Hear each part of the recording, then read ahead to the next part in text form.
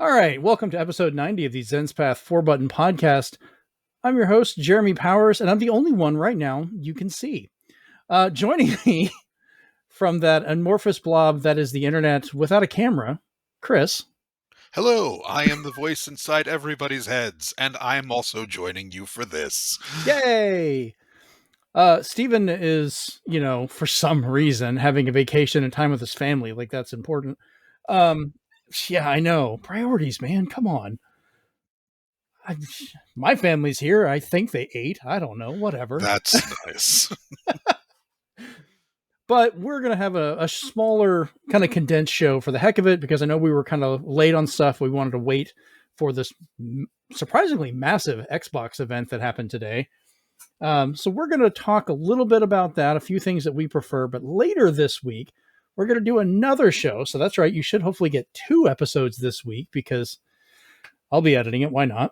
Before I go on my vacation, where all 3 of us will get together and go into more depth on pretty much both of the most recent showcases. And depending, I don't think it'll be in time for the other ones like Ubisoft, but I'm sure we'll get to those. There was already a lot to talk about to begin with. No kidding. Like E3 is always a ridiculous amount, but crap.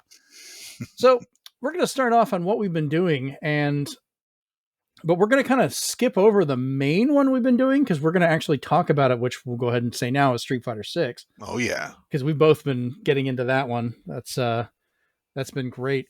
So other than that, Chris, what have you been up to? I've been helping a friend get through Tears of the Kingdom. Funny thing, after I finished the last podcast we did, I beat the game. Thank God for the sleep function. That's all I can say. Thank God for the sleep function on the Switch, or I would have been much more irate for that podcast, which went over long, by the way. Yeah, I'm fully aware. It also lost video, but still. But in any case, it was fun. It was. Sorry. It's okay. It's okay. So yeah, I finished the game, and I've been helping a friend on the net just go through it. It's kind of like they helped me play a bunch of RPGs that they knew more about. So instead of having to leaf through the internet or a strategy guide, I'd go, hey pal, how do I get through this cave? How do I beat this enemy? Now they're doing that for Tears of the Kingdom, and I'm glad I can finally help them for once. Nice. Yeah, I'm still playing Tears of the Kingdom. I have not beat it yet, but I think I'm getting towards the end. I've gotten to some major story beats.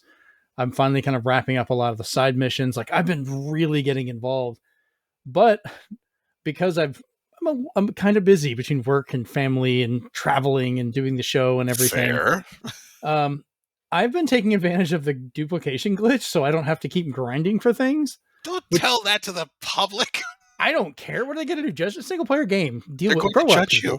I don't care. They can judge me all they want. My own family judge me. I deal with that.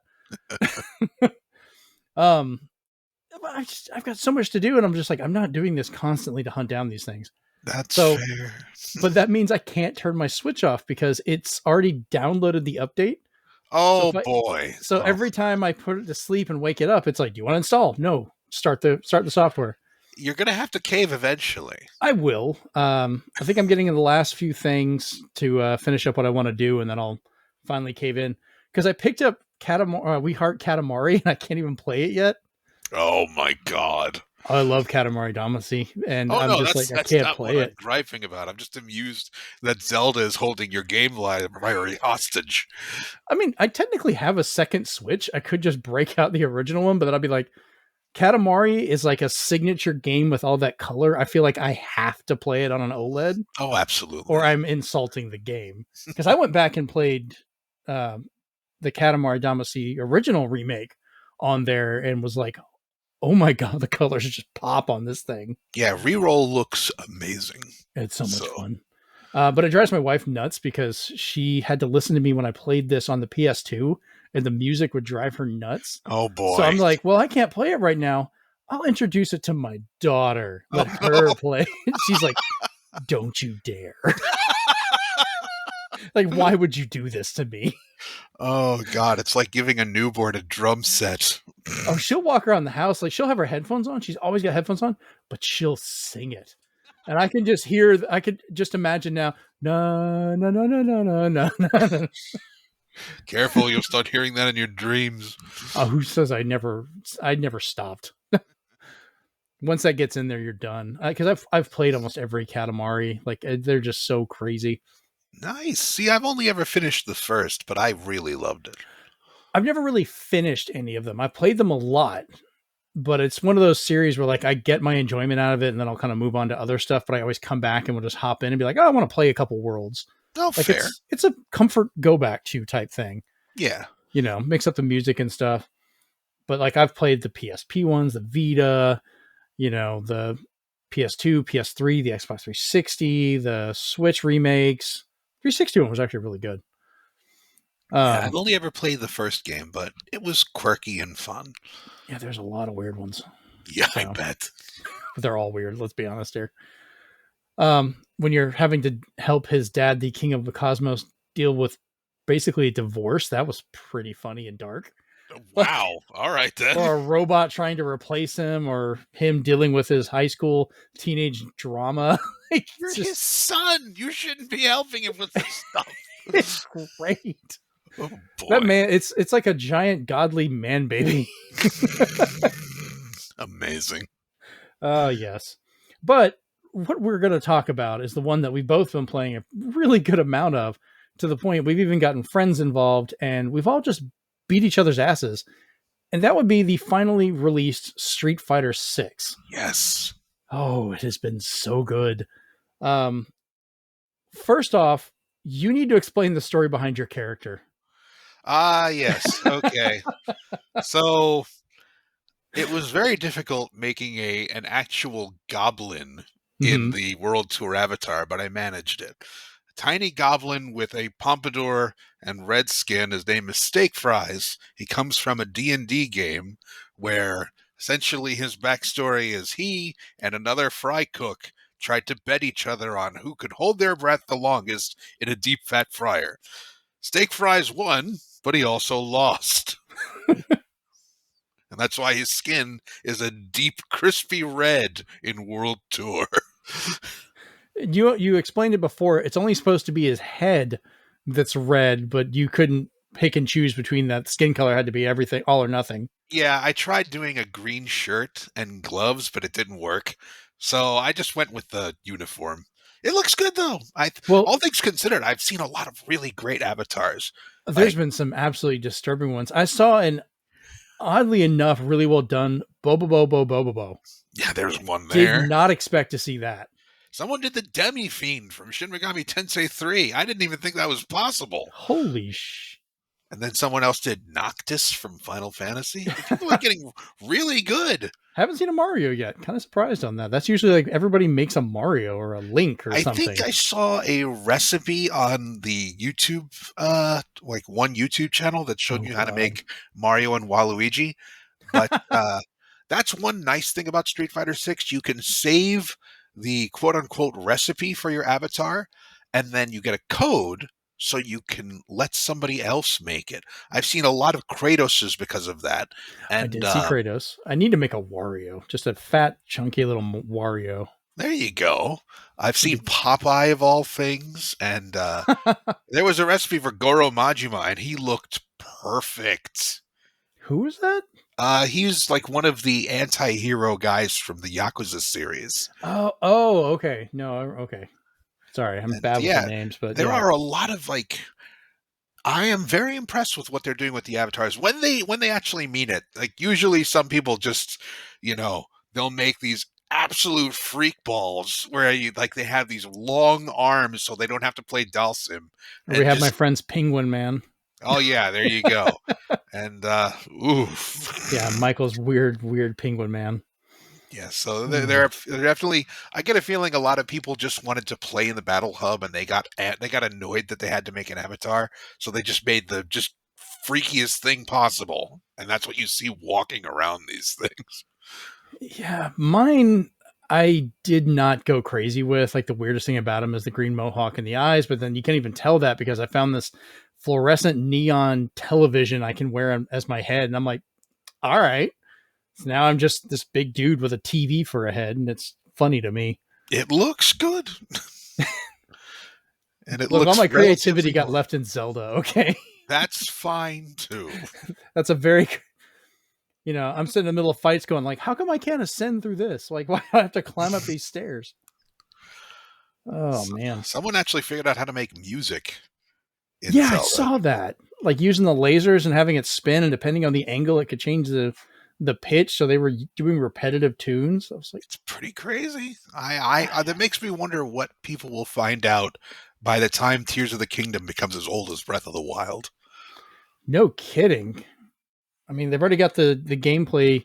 You can beat it in under an hour. Like the speed runs are that short. Jeez. Like how? I know I couldn't do that. I wouldn't want to do that. There's so much. That's why I've been trying to just enjoy it, because like I kind of am getting to the point. Like I'm afraid to see how many hours I put into it yet. I haven't looked. Neither have I. It has got to be up there. If anything else somehow ranks higher than that on my listing that they send out at the end of the year, I'm going to be like, you guys are calculating this wrong. This can't be right.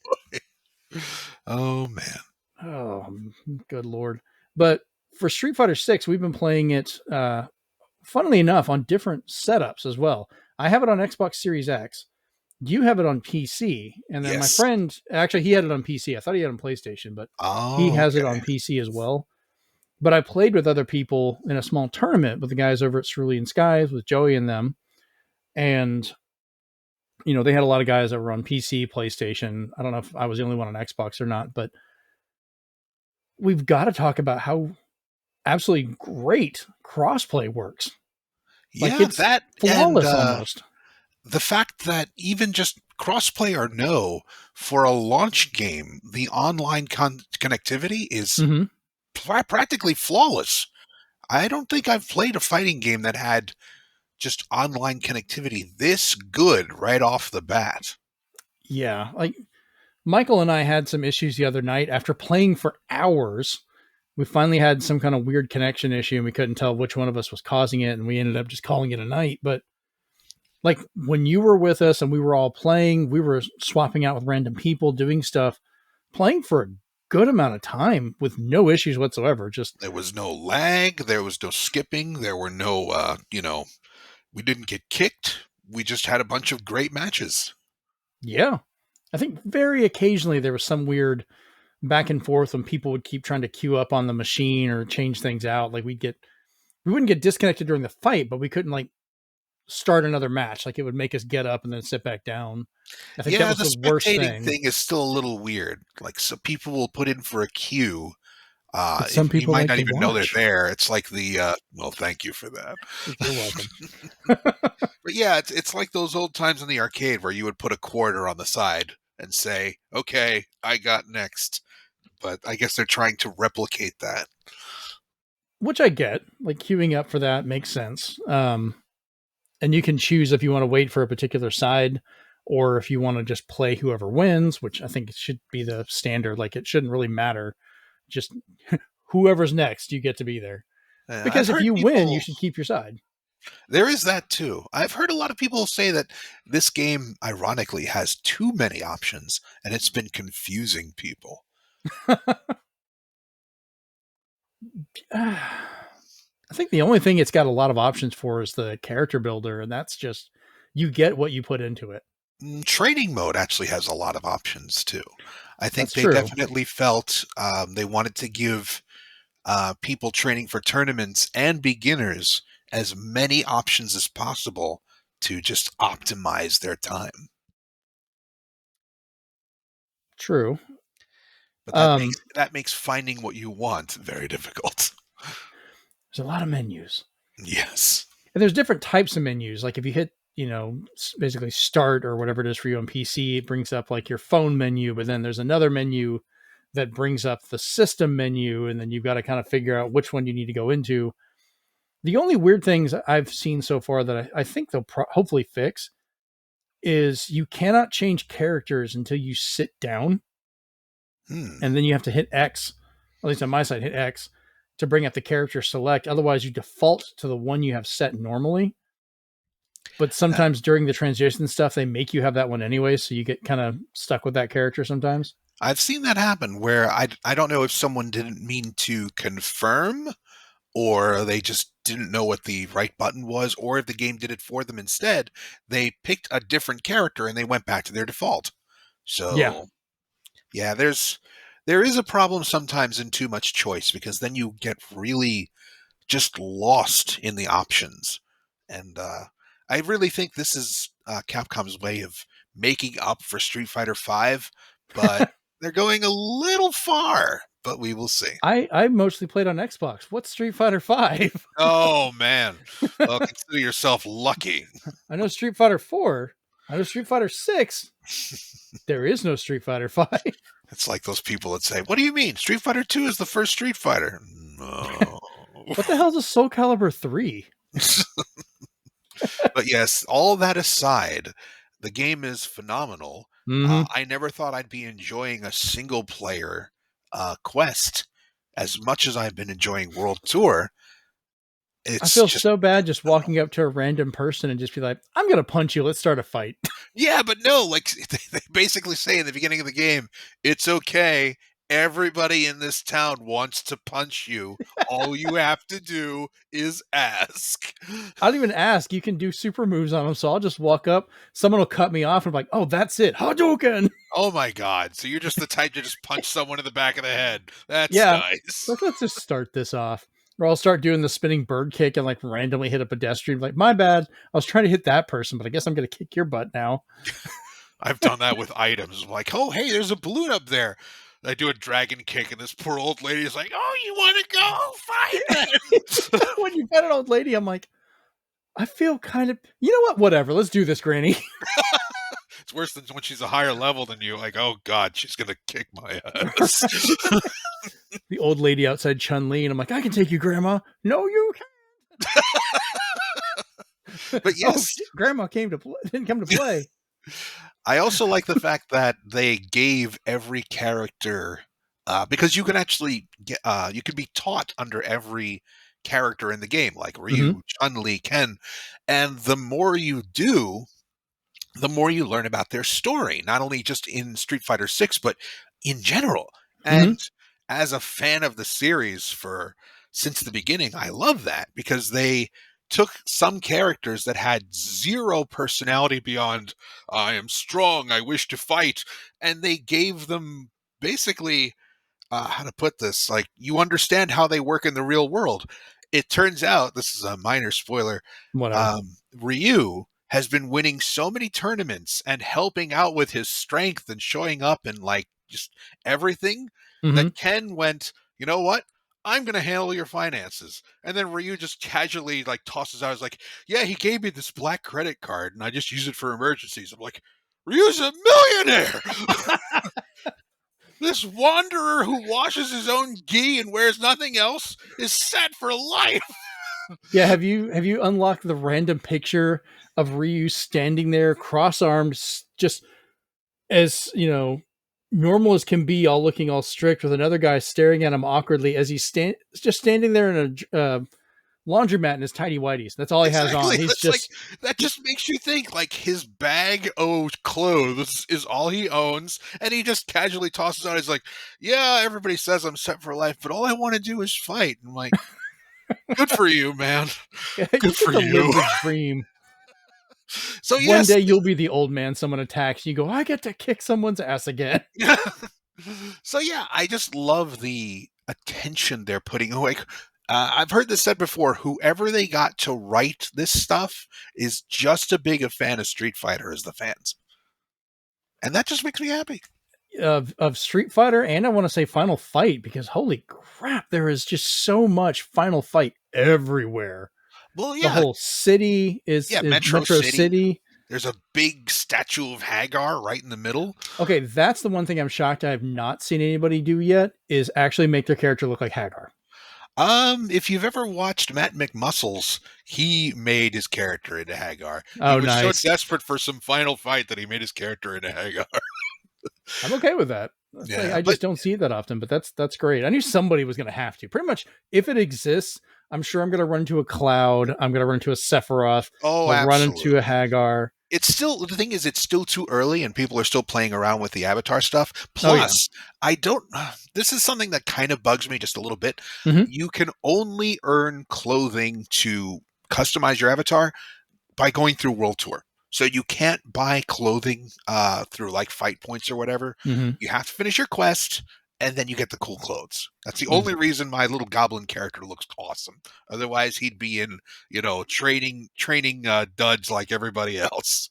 Yeah, I want to get to the point. I'm halfway tempted to just buy the DLC so I can have the costume packs, but I'm like, I'd like Ken to not look like a homeless guy.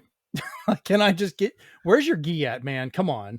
If I'm gonna, Yeah, well, I bought the stuff because World Tour, just getting the bond for your character hmm takes most of the game. I basically studied under Blanca and I got his little shorts hmm by the end of the tour. Oh So you Jesus. can either cheese the game by just, getting whatever your master likes and just giving to them over and over and over again, or just buy this stupid stuff. And I just went, you know what? It's fine. It's like $1 each. I'll just buy the clothes I want for the characters I I want. would like to point out that is the actual money version of me using duplication glitches in Zelda to save time. I'm just saying it now. All right, fair. But yes, If I could do it, I would have. World Tour is great. Battle Hub's great. Fighting Grounds great. The arcade mode, they finally gave that poor artist Bangus a break, and now different artists are doing the endings to various, characters. And I do like the new big bad guy. They're doing some interesting stuff with him. So Oh, that guy. yeah, he apparently Ugh, a lot of people are using him in Battle Hub, and I've noticed. yeah, he definitely Oh plays like a God. boss. They're calling him That's not the Capcom's word answer I to. would use, but sure. Nah, It starts with a B, ends with turd. I bet. Well, they're calling him Capcom's answer to Rugal, and I tend to agree. You Okay. know, so we will I could see. see We that. will see. But yeah, Oh that's me man. talking. So what have you been enjoying about it all? So my main thing for playing these games for Street Fighter ever since the original well, Street Fighter 2 is my original. I went back and played some of Street Fighter, just Street Fighter. Mm. It was like, interesting. Never again. Um, it was on the That's it. collection. I You was and like, I everybody have it. else. Like, let's try it. Oh, I've tried it. Okay, y'all leave me alone. I've tried it. I'm not There, playing I've it got again. my piece of history, and let's go back Right. to the good ones. Let's go back to all. Now I know why they kept making so many Street Fighter 2s. They were like, we need to get this taste out of our mouth. Yes. Um, but I've always played Ken. So of course I had to jump in and try Ken first. And I was messing around with it and I've been trying out the modern controls. And I Hmm. have to say I like them. Okay. They actually work well for me. I like how they handle. But what's really surprised me the most is I've been trying out more of the new cast. And I have to say for a good chunk of this whole cast that we have being new, they all feel so well done. They They feel all like feel they've been different. there. They don't feel like they're just jammed in there. They all feel like an actual part of this and play naturally. Like I've been just fitting in with them really well and kind of like, hey, I kind of like how this one plays. I might try that one out more and kind of finding new favorites, you know? Yeah, it's pretty neat. I thought that I would just be, well, to be fair, I've been kind of old school and I've kind of stuck to Ryu and Blanca as my mains, but I've enjoyed playing with Marissa as well. It's weird seeing a character that is as beefy as Zangief. That's not Marissa Zangief. terrified me for a while. I was just like, what is wrong with this person? Like they're killing me. Kimberly has become one of my kind of breakouts of the new game. She's a lot of fun. She's a little quick for me. I could never really play Guy, and Guy is essentially her master. So Kimberly's a little tough for me to play. Right. I've I kind of like faster characters. Hmm. Especially like from the Alpha series. I used to get into a lot of the quicker ones, like the skater guys and so forth. Oh, okay. Did you play Um, Guy much? hmm? Did you play Guy very much or no? Not really. Oh, Um, like I said, this is also kind of a tie-in with the modern controls. It kind of feels a little more natural. You still have some of the charge attacks for certain people and everything, but the general mechanics of it kind of work out nicely. Fair. It doesn't feel like it's not like a handicap. You still have restrictions on what you can do, and you still have to do certain things to get it. So it's not like, some people try to claim, oh, it's just a win setting. No, it's just different controls. You can customize them. This is just your option of it. That and You're not modern controls guaranteed to don't win. have all the button options that classic controls do. You Yeah, you can do things quicker, but you don't have as many abilities in general. you have to kind of customize around a little bit and figure out how you want to set it up. Hmm. So just like any good control scheme, you're going to have give and take.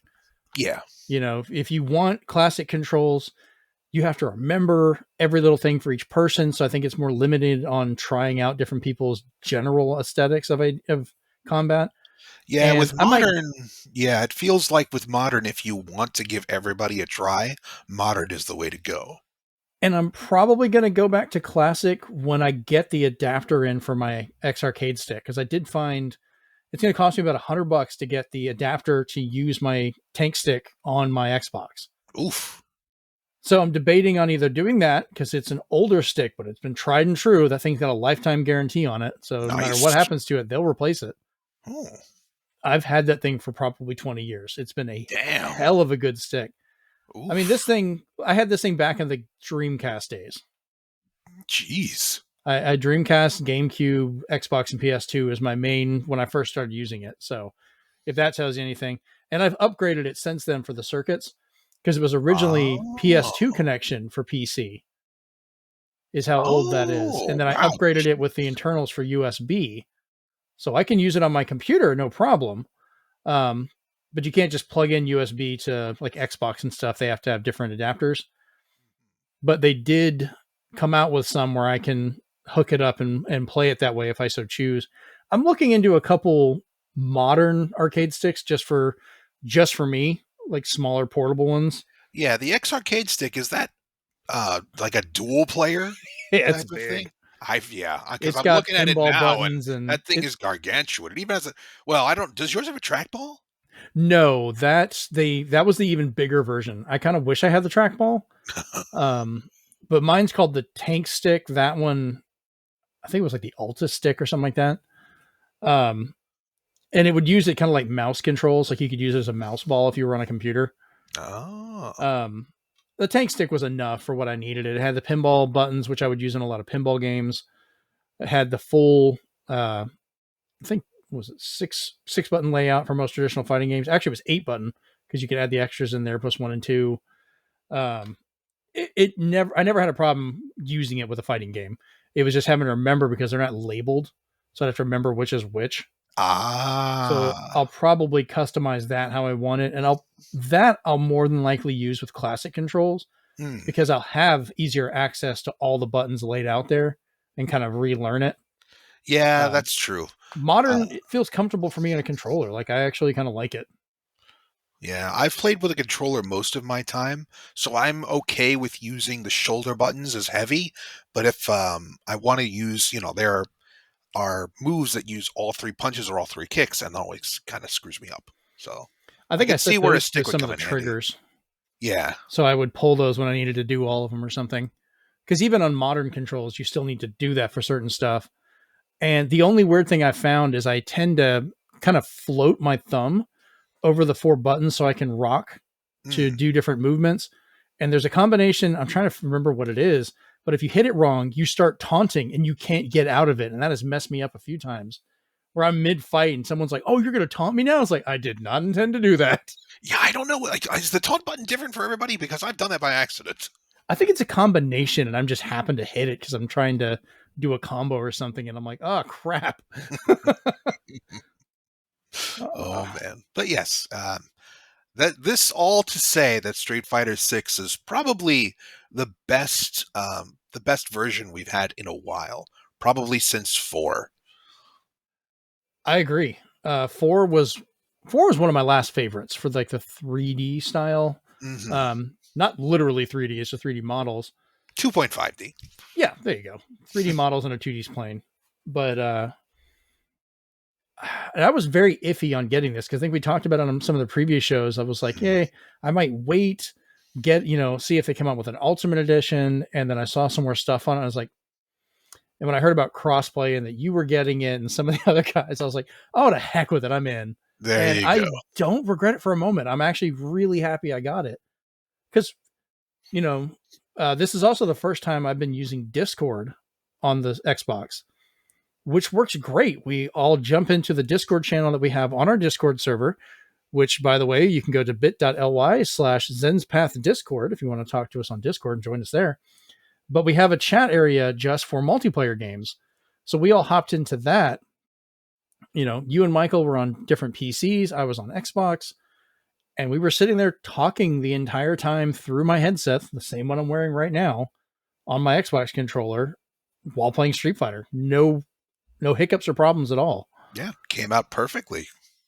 Yeah, so it's about time. Like, I think more games need to support that. Like, we've just gotten to the point, it's 2023, even if the games are on different systems, they should be able to connect to each other to play like that, Yes, but there's still going to be that whole company thing going on, because at least this is with Capcom. This is a third-party company that has agreements with everybody. We've already got that Square thing that we talked about a couple of podcasts back, where they are totally just, not putting Final Fantasy on the Xbox or PC because of, cinematic problems. Right. It's not because they're, Is that how we say bank account issues?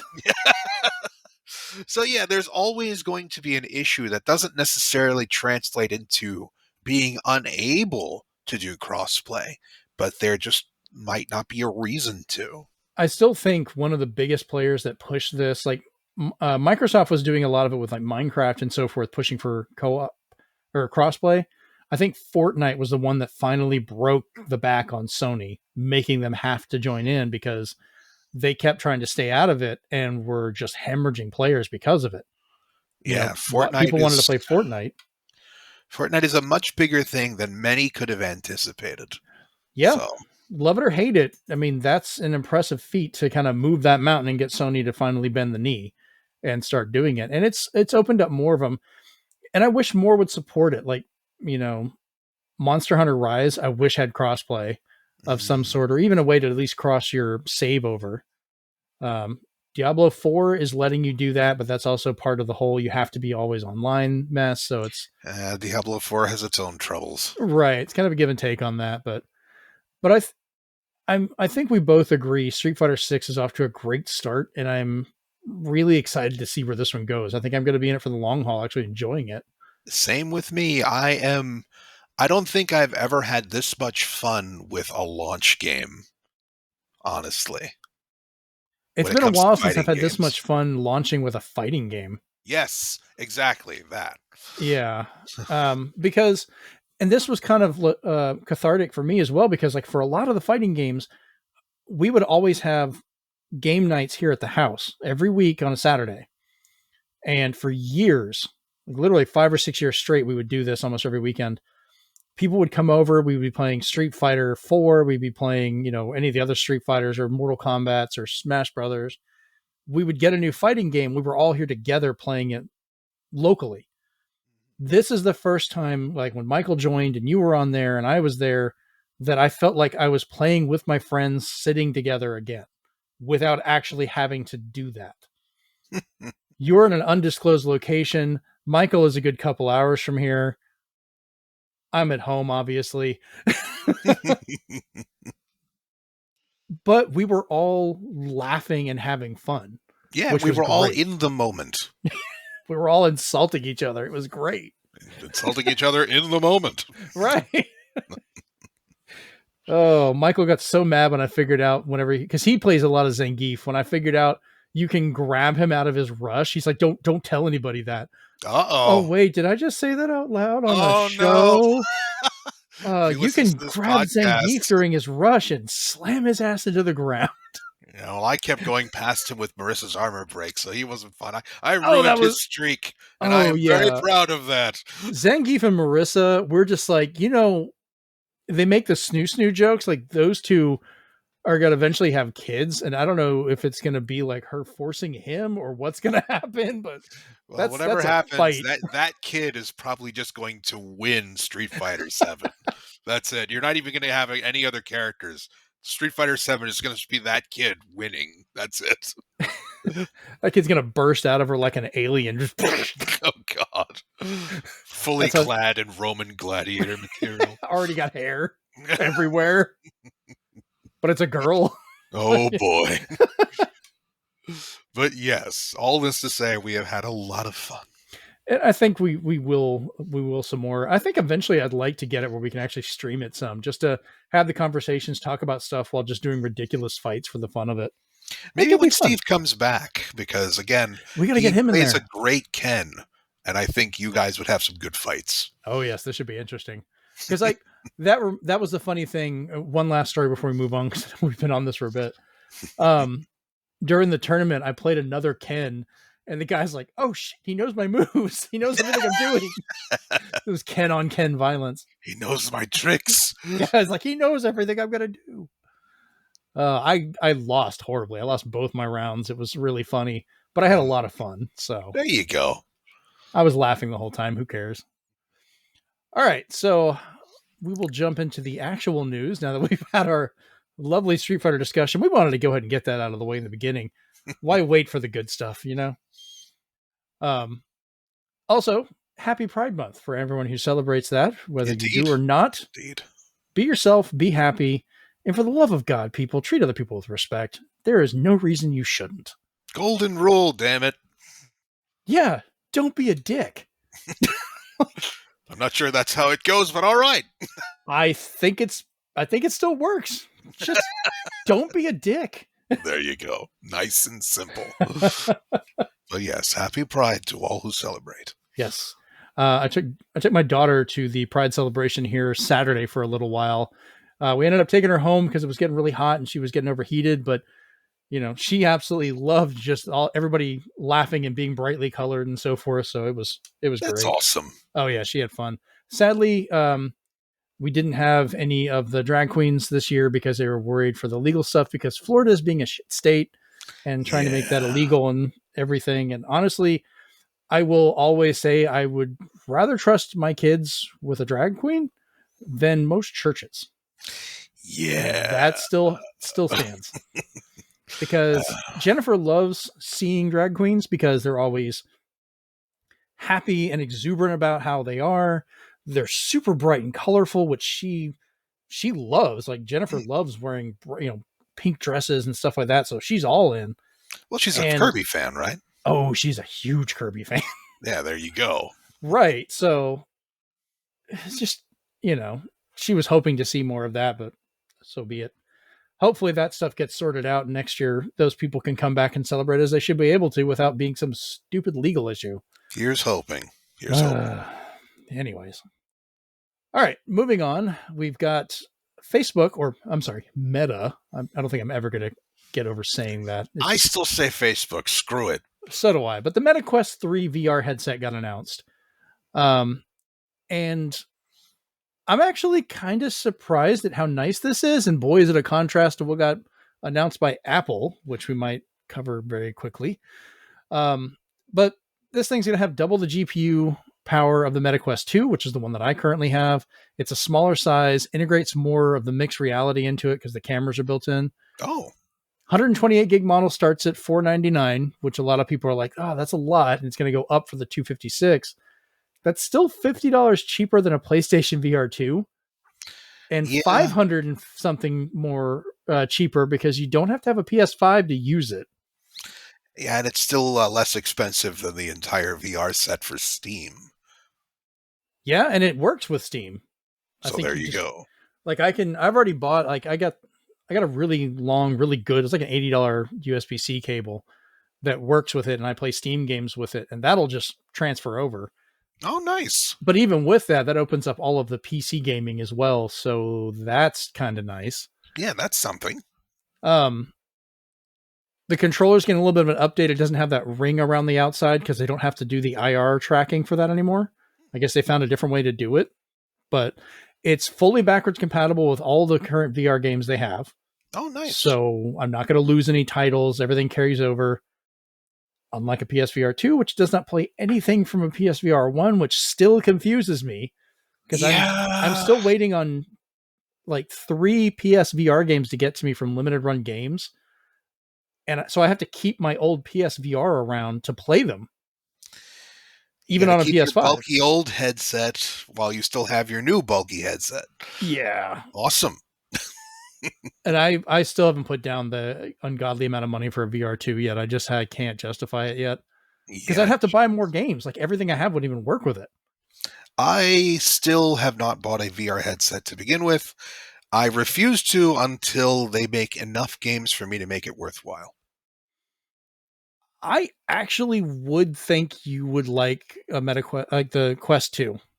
You don't have Hmm, to go crazy with the 3. It's getting dropped. The 128 gig model is $299, which for most people is more than enough.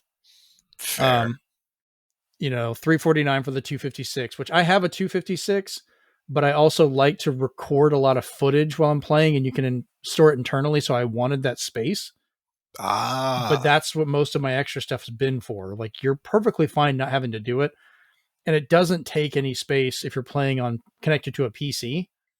Like I play Half-Life Alex with my headset on my computer, and that's just computer use. There Um, is that. so it is nice. If I'm going to recommend one, I'm going to kind of push that way. But the Quest 2, they announced is getting an update, which will give it 26% more CPU power and 19% GPU performance increase as well. Oh, nice. Which I'm curious what they're doing to get that out of a software update. Quest Pro will have a 26% CPU and 11% GPU performance increase. Both of them are now going to have dynamic resolution scaling to help smooth out frame rate to run Hmm. better, which could be neat. So, I mean, the Quest 3 kind of looks neat, but they're, still supporting the 2 as well for the foreseeable future. So you don't really have to get it. At least it's an option. Well, there's always going to be that one person who hasn't gotten into VR yet and wants the newest thing. So it's not like the Quest 3 is not going to have an audience. And then, like you said, if the Quest 2 still works and does what it needs to, then it's going to have its own audience as well. Unlike the poor, PSVR, which is kind of stuck behind the door. Yeah, I got the adapter to hook it up to my PlayStation 5, but now that my son Jeremy bought himself his own PS5, I got my PS4 Pro back. And Ah, I'm thinking I might just set that up in one of the rooms and just leave it connected with the VR and hmm, just make that my VR machine and not even worry about trying to run all of it through the PS5. hmm, Just get it over with. that could work. That way I can play my game some more because, I've got Doom 3 or Doom, what was it? Doom VFR or something like that, which was just nauseatingly fast, but fun. Oh, I'm Like, sure that's an experience. oh God, I almost threw up. And I'm good with VR, but this was imagine Doom 2016 at full speed in VR. I wouldn't have Oh, to. I'd press start and I'd already be dead. Well, that was fun. why did it turn off? Safety. Honestly, the only VR game that really stands out to me is Beat Saber. I would Oh, that love game's so Beat much fun. Saber, but that's about it. I have that on my Quest 2 as well. I never got it on PlayStation VR. I ended up just getting it on Quest. Like you're limited to the what songs they have for sale. I guess there's ways you can mod it to put other ones in, but I haven't really messed with that too much. And of Hmm. course, you can connect it and get a PC version to connect with and play. So I'll probably get that and have that one be modded or whatever, so I can add more songs. But it's fun to play and it sounds good. Um, I didn't have it in the notes, but real quick, just to laugh at this, Apple announced their own AR headset. It looks like a pair of ski goggles, Hmm. and it's $3,500. Yeah, that's the where Apple to start. made the PSVR 2 look cheap Yeah, and and someone affordable. else mentioned this too. This is the first time that we've had an Apple showing where they didn't use the product. That's a good point. They didn't. Because And usually, like, Steve Jobs would have shown up like, hey, this is the eye thing.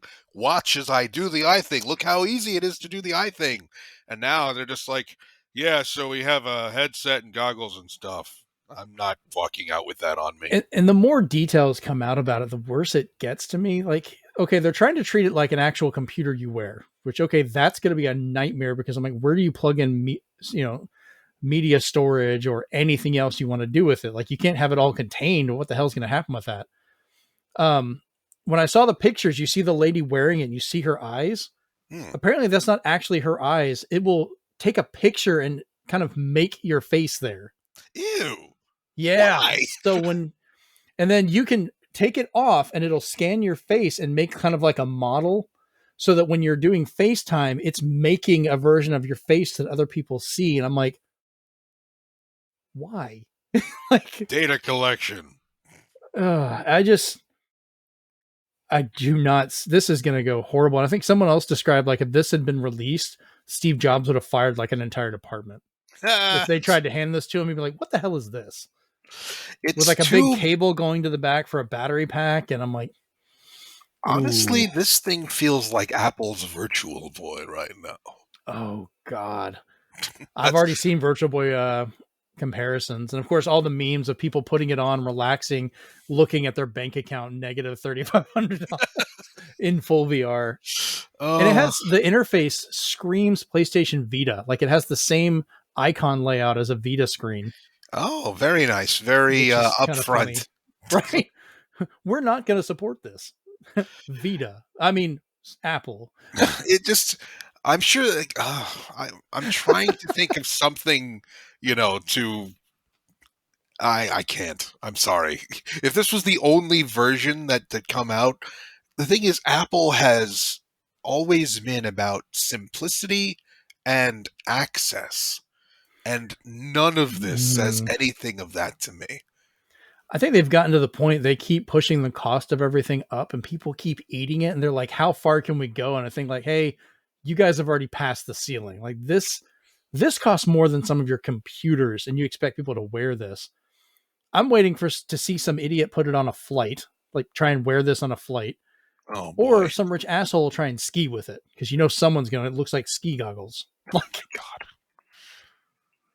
I had to mention that thing. Oh God!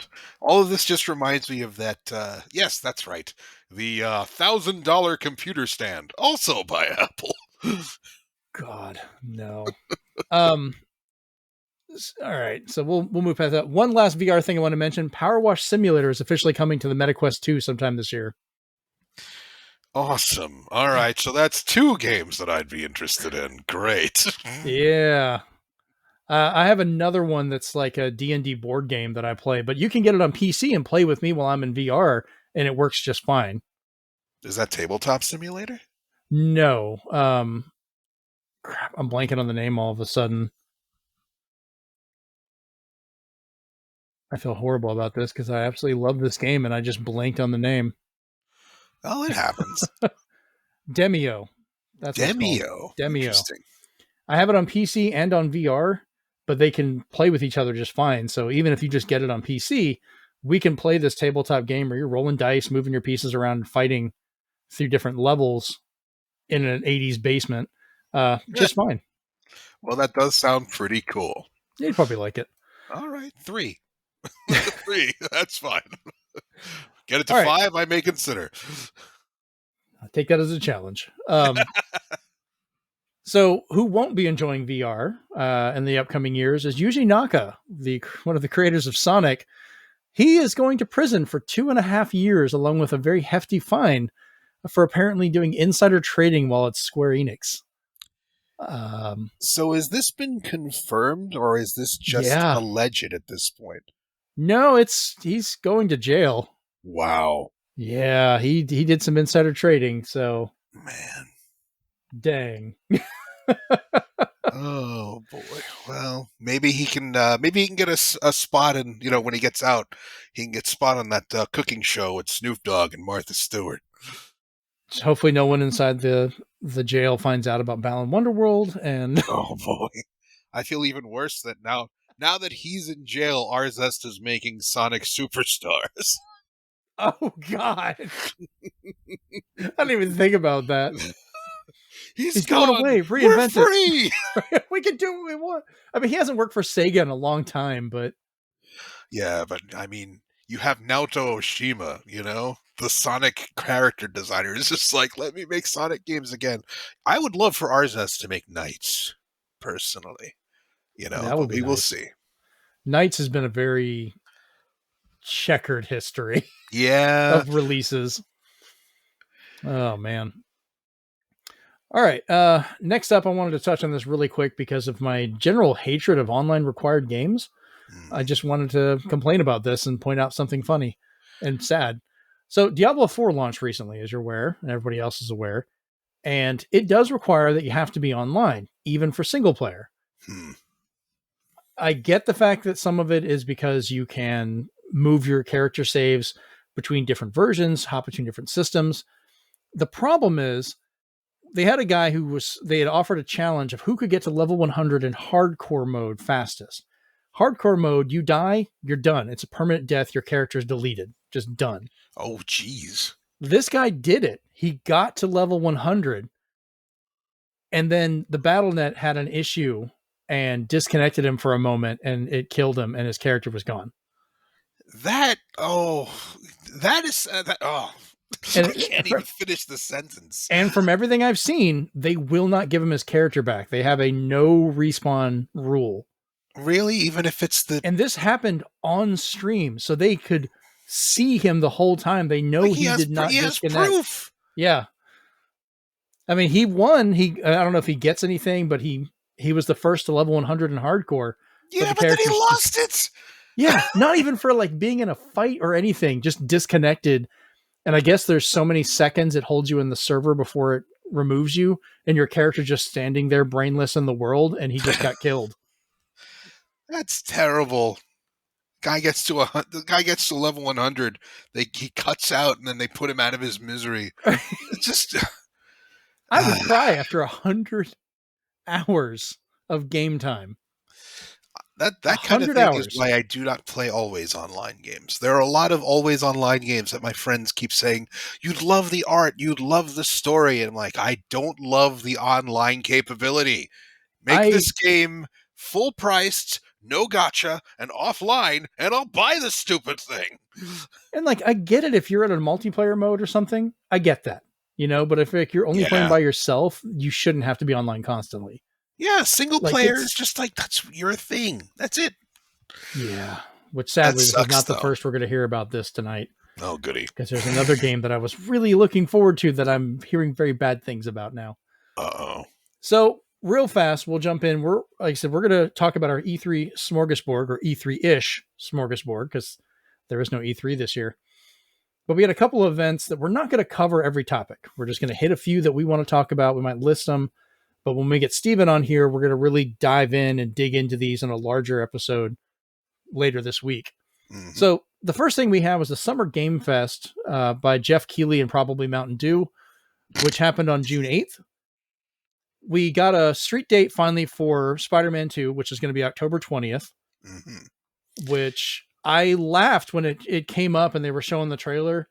It wasn't even a trailer. It was like showing the title and stuff. And I was like, wouldn't it be hilarious if this was all they showed? And then it showed the date and then went back to the guy. And I was like, I was only kidding. Holy shit. Well, that was literally all they showed. We did see this elsewhere, didn't we? Wasn't this on? It was on the Sony event that we covered on last episode, which looked great, by the way. The Spider-Man 2, I am so excited for. I love that series and how Insomniac has handled those games. They're great. Yeah, Insomniac has done very well with the franchise. Yeah, it sucks it's only on PlayStation. Damn it, the quality is there. I cannot argue that. Well, I mean, it's only on PlayStation at the moment. It's got the Final Fantasy stamp on it. Well, it will eventually end up on PC, I'm sure. Yeah, I mean, okay. Spider-Man was on PC, you are correct. I meant it's not going to be on console-wise, it won't be on Xbox. That's fair. PC is kind of a no man's land of where more things are going to show up. Mm-hmm. It's kind of funny. People are like, Spider-Man's a PlayStation exclusive. Well, it's on PC. That doesn't count. That's Well, nice. Halo is a Xbox exclusive. Yeah, but you can get it on PC. That doesn't count. Like you can't have it both ways, guys. Yeah, it all depends on what, your Right. fan base. It's the argument they want to have. Yeah, pretty much. I'm surprised that Rich Spider-Man children. 2 isn't co-op personally, but I'm kind of glad it's not no, really. because they can focus and let you jump between the characters and keep them kind of separate, almost Grand Theft Auto 5 style, which had a good multiplayer. Like I could see a co-op mode, but I'm glad they're focusing on an actual single player story that can go between them. That's Because fair. I That's really fair. think Miles is gonna have to deal with Peter being corrupted and what's gonna happen with that going back and forth. So it might be kind of weird if you're during a co-op part, maybe you are having to fight Peter or vice versa, That's fair. It is neat having kind of an in-depth look from another protagonist over Yeah. Peter Parker being taken over by the symbiote. So we will Because see. when Miles and Genki were talking on their headset, his guy in the chair, they were even talking about like, is he always that grumpy? Like they could kind of tell he's becoming more angry, more violent, and Mhm. I still think that's going to come to a head, and you're going to have to take Peter down. Something's going to happen. Oh, I'm sure, but it'll be interesting. Absolutely. Yeah, I'm excited for that one. Um, next up, they had Prince of Persia: The Lost Crown coming in 2024. This one kind of surprised me. Like it's a really nice looking side-scrolling Prince of Persia, like classic style, but it was beautifully animated. It looks a So little Fortnite-y to me, but that's just from an art direction level. But it is yeah, nice to see a side-scrolling Prince of Persia game again. I think it's more Uh, of like the modern take a lot of these have on cell shading, so there's more detail to it, but they're still trying to simplify the color scheme. I can believe that. Does that I can make believe sense? that. Yeah, no, Because that makes sense too. because I feel in something like that you can have a detailed world, but it helps separate your character from the background more. And if in a 2D, that's probably Mhm. good to tell where you're at and what you're doing. Especially with so much going on. Because it was a I'm interested colorful to game.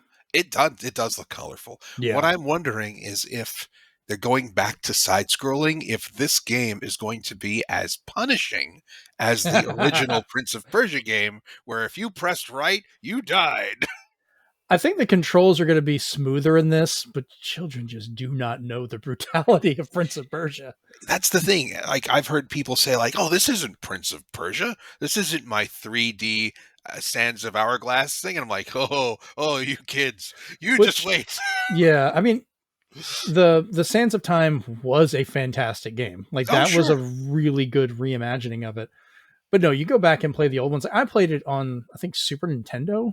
I remember even that was just so difficult. Like you were having to just almost pixel perfect line yourself up of when to jump, and then heaven forbid you jump and land on a switch and that might drop the floor out or spikes fall or Yeah, it wasn't just an trial and action error. game, it was a puzzle game as well. You had to remember so much. Oh yeah, no, you learned the hard way. Yes. It was Uh, one of those early around and find outs. yes, I played the Sega CD version back in the day Oh, myself, so it had the nice FMV cutscenes and everything, probably good which were CD oddly music too. anime, but Really? yeah, they did not fit the actual game at all, but, it was neat regardless. At least it wasn't live action. Oh boy, well, Actual FMVs. That could have been terrifying. And that was the thing at the time. if So it that would came not have out during surprised the me. 3DO era, like, a little later, I could see that happening. Good point. Hmm. I'll see if I can find that one. I've never played the Sega CD one. I'll have to I look it mean, up. same experience. I think the only big difference would be the opening and ending, and maybe Hmm. the music. That's all the Sega CD was really used for those days. I could probably look those up on YouTube just to see them There because you I'm go. sure that game is expensive to find right now. Oh yeah, I bet. Next up, they showed Mortal Kombat 1. They actually got into the gameplay, and it's looking like between Mortal Kombat 1 with the changes it's making with the cameos, which is spelled with a K, by the way, of older and other characters being able to come in and help while you're playing, but not being a full tagging system. It kind of reminded me of like Marvel vs. Capcom. Well, Marvel vs. Capcom 1, where you could, pick other characters that would help and join in, but not actually be other fighters. Do you remember that one? Yeah, does seem like the cameo characters, and personally, the cameo with the K messes me up because I always think of Cameo Elements of Harmony from the Rare series. So Yep. that title, every time we say cameo with a K, that pops in like a neon sign behind my eyes. But I think the assists are basically going to be part of the fight. Hmm. So I think like the way it's they kind of cool. described it when they had Ed Boon is they kind of like give you some of the other fighting moves to add in. Like you Yeah, can play so it as is a lot yours, like but it is a lot like Marvel versus Capcom 1. yeah, so it's just kind of expanding and mixing up how you want to play, which could be interesting. But between that and Street Fighter 6, this could be a pretty good year for fighting games, I think. Like, Yeah, no kidding. man, what It's else are we gonna get? interesting. Wasn't it Tekken 8? We're getting Tekken 8. I haven't seen anything about that. I honestly thought maybe we'd see some Tekken 8 at one of these events, but nothing. Maybe they're saving. I don't think Tekken 8 is going to be this year. There is that, and they're probably saving all the big stuff for later. Tekken 8 has always been about its characters. Um, Capcom doesn't do this as much as NetherRealm or Namco, but they Mhm. always bring in guest stars. So we're getting Jean-Claude Van Damme as Johnny Cage for one thing, and Oh, you did you know, hear the 3 fighting character guests they're bringing in? Because the last couple of Mortal Kombats they've brought in what I think are like really fun and kind of fitting characters. Like we've had Freddy Krueger, Jason Voorhees, the Leatherface, Leatherface, yes, Terminator, RoboCop, Rambo, yeah. Rambo. The 3 they've announced, Amazon leaked them. We're getting Homelander from The Hmm. Boys.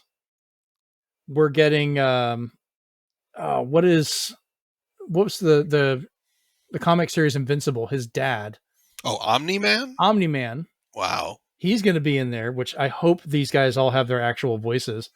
Hmm. And then I'm blanking on the name again. The DC comic character that was they did the TV show for him recently. He's got a head that looks like a toilet bowl. Um, Oh, Peacemaker, Peacemaker. the one played by John Cena. Yes, I think all 3 of those are perfectly fit for the violence and gore of Mortal Kombat because And I've seen all 3 of them just tear somebody apart or shoot them either way. and interestingly, now that you mention that, Mm-hmm. it's interesting that NetherRealm Studios always fits with a theme when it comes to characters. Because in Mortal Kombat X, you had horror themed. Yep. Mortal Kombat 11, you had 80s action films. Mm-hmm. And now Mortal Kombat 1, you've got overly violent superheroes. Yeah, comic book violence, pretty much. And So they it's even do interesting. that for Injustice. Like Injustice 1 and 2 brought in great characters with like they had all 4 of the Ninja Turtles. They had Hellboy. Yeah. They kept coming up with these great other characters. Like their guest stars don't even have to fit with the story. They're just fun to play. And yeah, they don't fit with the story, but they fit with the vibe of the game, which is important. Yeah, yes, we get it. Hellboy's not going to be part of DC, but I don't question it whenever he's using the Fist of Doom to, punch Deadshot in the face. Like it Yeah, just but and makes comic sense. book crossovers happen all the time. If Right. you look at various comics, what series have the Teenage Mutant Ninja Turtles not visited? They hung out with Batman and Archie. So Okay, the I highly highly recommend Batman versus Ninja Turtles, the actual animated movie. They did that so well. You will hmm, laugh and it's got great fights. Like it makes ooh, more sense than I ever thought it would. So it's on my high list of you need to watch that. I even went and bought the entire toy set for it because they made some of the most detailed of all of them together. wow. So I have all 4 of the turtles, Batman, Robin. They made an Alfred that was Oh, perfectly done in this art style. huh. Shredder, and then I'm about to say Shang Tsung, but that's Mortal Kombat. Uh-oh. Ra's al Ghul. Oh, Rage Al Ghul, neat. And then I also found a bonus convention only figure they made of Michelangelo with his head crammed into Batman's cowl, which is, That's and that's in the amazing. movie. That's awesome. You need to watch that one. Everybody needs to watch it. It's great. Oh, well, that's on my list now. Yeah, it gets my thumbs up on that one. They did a great job on it.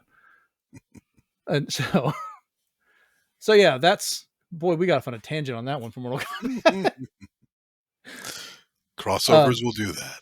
Well, speaking of crossovers, let's get me even more nerdier.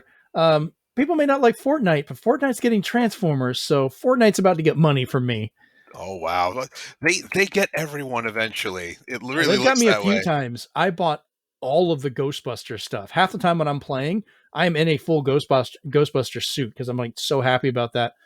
Because if you can see part of it in the back corner, depending how the camera view is right now. That's my actual movie accurate proton pack that turns on and everything. That's part of my suit. Like I am a Ghostbusters nut for stuff. Awesome. And I am just as bad, if not worse, for Transformers. Like I'm not dressing up as one. I don't have that kind of engineering skill, but I have a collection that rivals pretty much anything I have. Nice. Yeah. So I was like, which I did go see the new Transformers movie recently. The Rise of the Beasts? Yes. Oh. And I will say it's fun. I liked it. It had a couple issues, but it's not the greatest ever, but this is technically the second in the new run of the movies with Bumblebee kind of being a reboot. Oh, right. So it throws out continuity of all the previous movies except for Bumblebee. That's why it can take place in 94 when technically nobody showed up till 2003 in the first one or 2007. Very odd. So throw all that away. Stick with just these two. And let me see here, because it was Mirage's voice actor. Let me see here for the movie. Pete Davidson.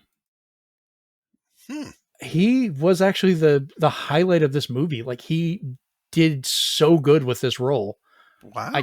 I kind of like, yeah, he can stay. Like I'm kind of glad they sidelined Bumblebee. Like he's not the main character. It's mostly Pete Davidson, and he carried it.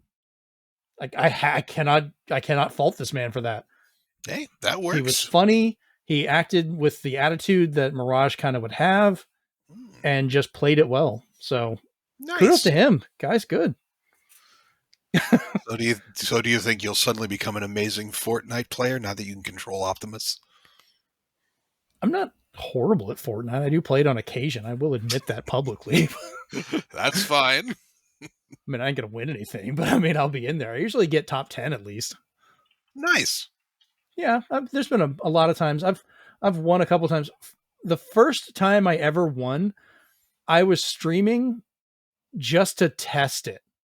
I wasn't even talking or doing anything, and I managed to win. And I'm like, oh my God, and I actually recorded it. That's the way to do it. If you're not thinking, if you're just being zen about it, you can do amazing. I see what you did there. I didn't even mean to do that. See, you weren't thinking about it. All right. So speaking of Yuji Naka going to jail, Sonic Superstars was announced. This is a new 2D game with a 3D art style that at first I was really worried they had said was a mobile game. And I was like, please God, no. But apparently it's not. It's coming out to consoles. So we'll see. Sonic games are very hit or miss. Thankfully, we've had some good ones recently. I was really hoping when they showed old school Sonic jumping to the 3D one, I was like, oh, is this going to be a new Sonic Generations? Because that's still one of my favorite Sonic games is Generations. Yeah, that one was a lot of fun, I will admit. I liked it, and it runs great. I can play it in 4K with a full 60 on a Series X now. Nice. Yeah, it's upscale's great. After that, they showed some gameplay for Alan Wake 2, which is going to be much more of a horror survival game between the two characters you can swap around with, which is like an FBI agent and then Alan Wake himself. That's going to be a really dark Halloween game. Kind of looking forward to that one. Well, if that's what people are into, Alan Wake always did have that strong atmosphere, and that's important for a game like that. Yeah, I always liked that series. I didn't play the expansion, like the American Nightmare, that much, but I did love playing the first one. Like a Dragon Gaiden was shown off. I'm guessing this is kind of an earlier take on that series, but there's a couple of those that are actually coming out. There's a bunch of Yakuza and Like a Dragon games coming out. Yeah, that series has all of a sudden like really become popular again, which I mean, it deserves it. It's a fun series that, oh, you know what? Actually, that kind of answers the question you talked about earlier. I'll save that answer. Star Trek Infinite was shown off. This does really scream it's going to be a mobile game. I couldn't see it being anything other than, Yeah, honestly. I was hoping for like I'd be cool if it was a tactical game because like I loved Star Trek Armada, which I know that's not a super deep tactical type game, but I loved it. Armada 1 and 2. I played them on PC back in the day when I actually did play more PC games. I'd be down. So we'll see. I mean, they got Gold Ducat on the artwork, so we'll see how that goes. I think Star Trek is still considered a risky franchise to do anything big with because the two reboot movies didn't exactly become blockbusters. And we don't see very much in the way of. Is there a Star Trek series out right now besides Picard? Picard just ended. We're in a break that I think within the next week we get season 2 of Strange New Worlds, which did do really well. Hmm. And then when that ends, we have a new season of Lower Decks coming out, which is so funny. Which Lower Decks is going to cross over with Strange New Worlds this season also. Oh man, Where the voice actors for the two characters, the two main Boimler and Mariner, mhm. actually play themselves in real life during this episode. That's cool. Purple hair and all. Like they That's dye his hair. that's pretty wild. I will admit, freely and unequivocally, I wrote Lower Decks off as another Rick and Morty ripoff because there were so many of them at the time. But I I can keep see hearing that. that Lower Decks is good. I will give it it's probably one of my favorite of all the newer Star Treks, and I do really enjoy Star Trek. Even when it's got some issues, I still really enjoy a lot of it. If you like any of the past Star Treks, Lower Decks will make you laugh because it's just I would put it up there with like Futurama, but Star Trek focused. Wow, that's high That's where praise I'd put it. indeed. Yeah, and Futurama had an actual Star Trek episode that was great. It was. Yeah, Oh, so that's good to know. yeah. Plus, you get to see cetacean ops, like they actually have the whales and dolphins. They're part of the crew, and they are super funny. That's great. So definitely watch it. You'll like it. Hmm. Um, John Carpenter's Toxic Commando. Great character designs. Not surprised because it's involved with John Carpenter, though I wonder how much he's actually involved beyond his name. Mm. Kind of feels like a generic space multiplayer shooter, but or monster Space monster monster, zombie yeah. thing. But it could be Kinda. fun. It does look like something you would have a blast with in multiplayer. No doubt about that. And I think that's the focus is multiplayer. I just want to see more about it. Fair. Sandland. This is a game coming out. It's based on a obscure manga and I think anime, from what Michael told me, which I was not aware of, from Akira Toriyama. So this is going to look very familiar to those of you who ever watched Dragon Ball and Bandai Namco. But the art style transfers over really well, I think. It does. I've found that usually Toriyama's work they're very careful about because I tend to think it's because Dragon Quest is so beloved in Japan that Yeah. Toriyama's work has been just painstakingly crafted to look perfect. That and we got think of how beautiful Dragon Ball Fighters looked. You know, that was like playing an anime right there. I think So he had one of the better art styles just in general that has translated so well from 2D to early simple 3D to way more complex 3D. Like it's been fairly consistent feeling wise, I think. it's a very strong, simple, but how to put this? Every line Mm-hmm. is simple but easily readable. You know, Yes. the characters are they can be unique, but you immediately recognize that it's Toriyama's style, and Yes. that's important. So I'm kind of curious, but I liked what I saw. So It looks fun. It'll probably get a lot more people to read the manga. I imagine. I didn't even know it existed. I It need. actually came out a little bit after the first time that Dragon Ball ended. Dragon Ball Oh, Z. okay. Yeah. And then, Hmm. they kind of coerced Toriyama into GT and then all that stuff happened and. Hmm. So are you ready to collect all Nintendo's lawyers? Because we've got Pal World that was shown off, which is basically Pokemon with guns, and I mean blatantly Pokemon. I thought they actually used certain Pokemon when they were showing these for a moment. I'm They looked that personally close. surprised that this is still being worked on. I kept thinking it was a joke. I'm guessing they're just going to push the parody thing and just try to make money off of shock value. My issue, like, okay, so we've had blatant Pokemon ripoffs. That has happened before, leads to all kinds of different things. It's very much a focus on kids playing it. But also with our current day issues with gun violence and everything going on, do they really want to just bastardize and push out Pokemon of just shooting everything and covering them with guns? And I'm like, dude, really? Like, I don't think they mm, care. I don't think they do either. Yeah. That's this entire project, and this is you could be. I'm going to be editorial about this. Mhm. This entire project just smacks of spite. That's how it feels like to me. Fair enough. Okay. Uh, Um, Final Fantasy VII Ever Crisis is getting a closed beta. I'm thinking that's a mobile thing, whatever. Um, they showed a little bit of Lies of P coming September 19th. Where there's a demo you can play right now. It's interesting looking with a cool little art style, but I don't know if I'm going to play it. It's like, what was it? Pinocchio meets Bloodborne. That's kind of what it looks like to me. I mean, I like the atmosphere, and I've always been fond of the Pinocchio story. Yeah, So it's got my attention more than any Soulsborne game has before.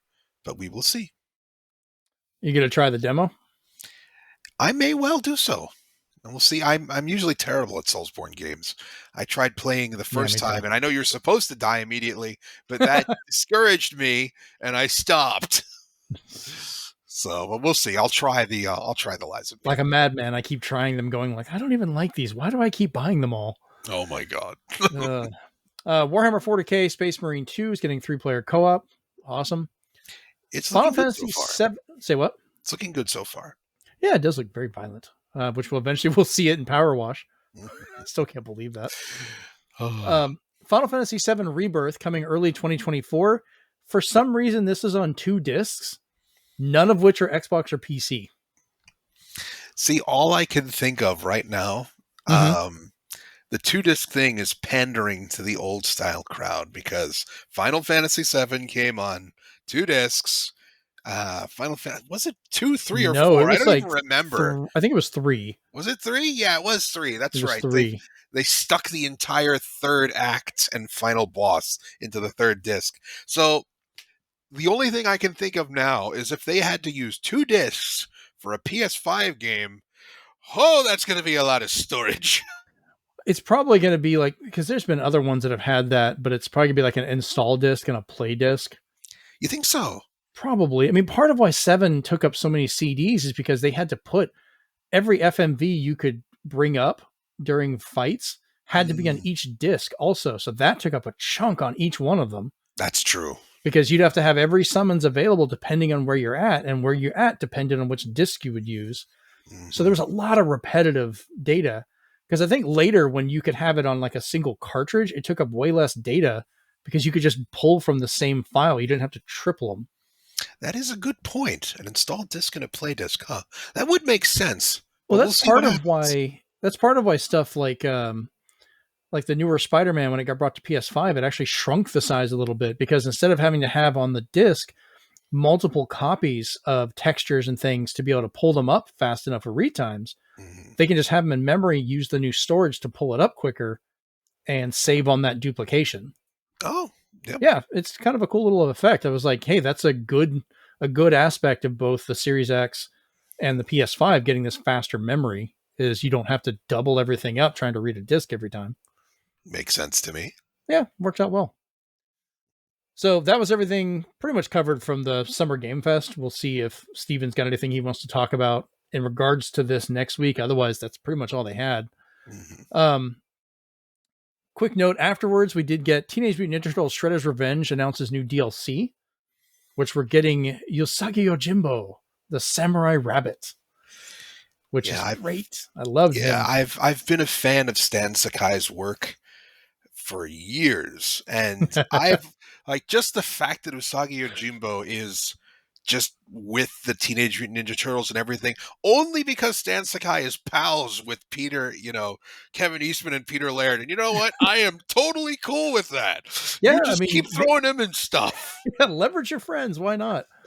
Because it made him super popular. I think that's Ninja Turtles, I will admit, is the only reason I know who that is of Usagi Yojimbo is because of Ninja Turtles. Because that was my age, Yeah, of course. I of had course. his toy.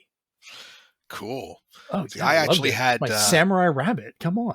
I had early Usagi Yojimbo comics, Oh. and it's interesting because the style is cartoony, Mm-hmm. but it's about feudal Japan, and characters get stabbed and die, and I'm seeing these adorable little furry creatures as feudal Japan just going, ugh, I'm a kid like 8 or 9. I'm like, am I supposed to be reading this? The funny animal just got beheaded. Like, okay. Yeah, see, I never got to read those. I only saw like the few times he showed up in the old Ninja Turtles comics, the Ninja Turtles Adventures, not the original adult orientated Turtles, because I don't think he ever was involved in that.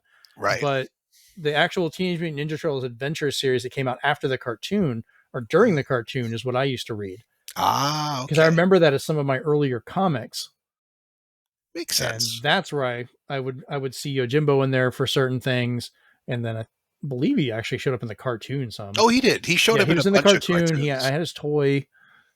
In fact, I think I even saw his toy again today while I was at a toy store out in Pensacola that I go to called Hyperspace Toys, where I Neat. I bought a bunch of stuff, including another really big Enterprise D. So if the video is actually here this time, you were seeing a Enterprise D about the size of my head, if not bigger. Actually, the saucer section, yeah, that's about my. Hey, you look like me. Nice. Yeah, just duplicate you. I actually already have this one. Apparently the electronics don't work, so I bought it as a challenge to fix it and update it myself, which I hopefully will have this hanging in my room because yeah, I know they call it the fat one, but I love the design of the Enterprise D. It's great. So yeah, fun little thing. That's going to fall over and make noise in a little bit. Be Oh, ready for that. Yep, there it goes. Uh, so yeah, I mean, not only are we getting Usagi Yojimbo, but they said characters, and when they were yes. asked about it, they said we did not make a grammatical mistake. There So will there be going to other be more. characters being unveiled, so Nice. I'm really curious to see who else we get. We're getting a new mode, new colors, which will be part of a free update, which had color patterns that look like the NES game, that look like the comic books, like One of them looked like Rise of the Turtles, I think. right. Like I think this is going to be a really fun way to mess with that. Um, so hopefully that'll come out soon. Like I'm going to buy it. I hope they release another cartridge that's got all of this content on it eventually. That would Because be nice. because I bought it from limited run, hoping it would be a complete game, which Mm, it is for what it is now. true. True. Speaking of that, and this is a good reason why I want this. Oh Do you boy. want to talk about our next little bit you added here about Friday the 13th? Yes. For those who know the unfortunate past of the Friday the 13th game, it's finally being delisted on December Mhm. 23rd, 2023. It's going to function through at least December 31st, 2024. And because of that, it's price dropping to $4.99, and all the DLC will be $1 each. So if you're a fan of that game and all of its licensing hell, Yeah. just get into it now while you have the chance. It's such a shame that these things happen. A game that's one of the reasons that I do not like games that are only online. There Mhm. needs to be something that you can keep even after a game is delisted. Because this one has a physical release. You can get it on the Switch. You can get it on, I think, Xbox and PlayStation. So there's nothing that's going to work once this delists. Like once it shuts down, like there's no single player or anything. That's the thing. I don't know if there's a single player mode for this. It was made specifically so it was kind of like Evolve or Dead by Daylight, that kind of thing, where you Yes. had like the killer and everybody else was trying to survive. Yep. So I don't know if they had a story mode where Jason was just the computer. Maybe they'll have a bot mode, but I don't know. Just Seems like they're not going to work on that if it's not there. Like, what's the point? They're shutting it down, yeah, it just things like this, especially since this was a passion project, they just really wanted to give you you know, the experience, and they tried to get the licenses, but then all that stuff happened. It's just it's an unfortunate thing. We won't get into it now, but I do recommend looking into the history of this game. Hmm. It's crazy what they had to go through. So if you're interested in the game or already bought it for some reason, get the DLC now and play it while you can, because next year, that's it. Man, that sucks. Because it seemed like a really fun game for those that I knew that played it. Like, Mhm. I'm not super big into that type of game, but everybody else seemed to really like it. So,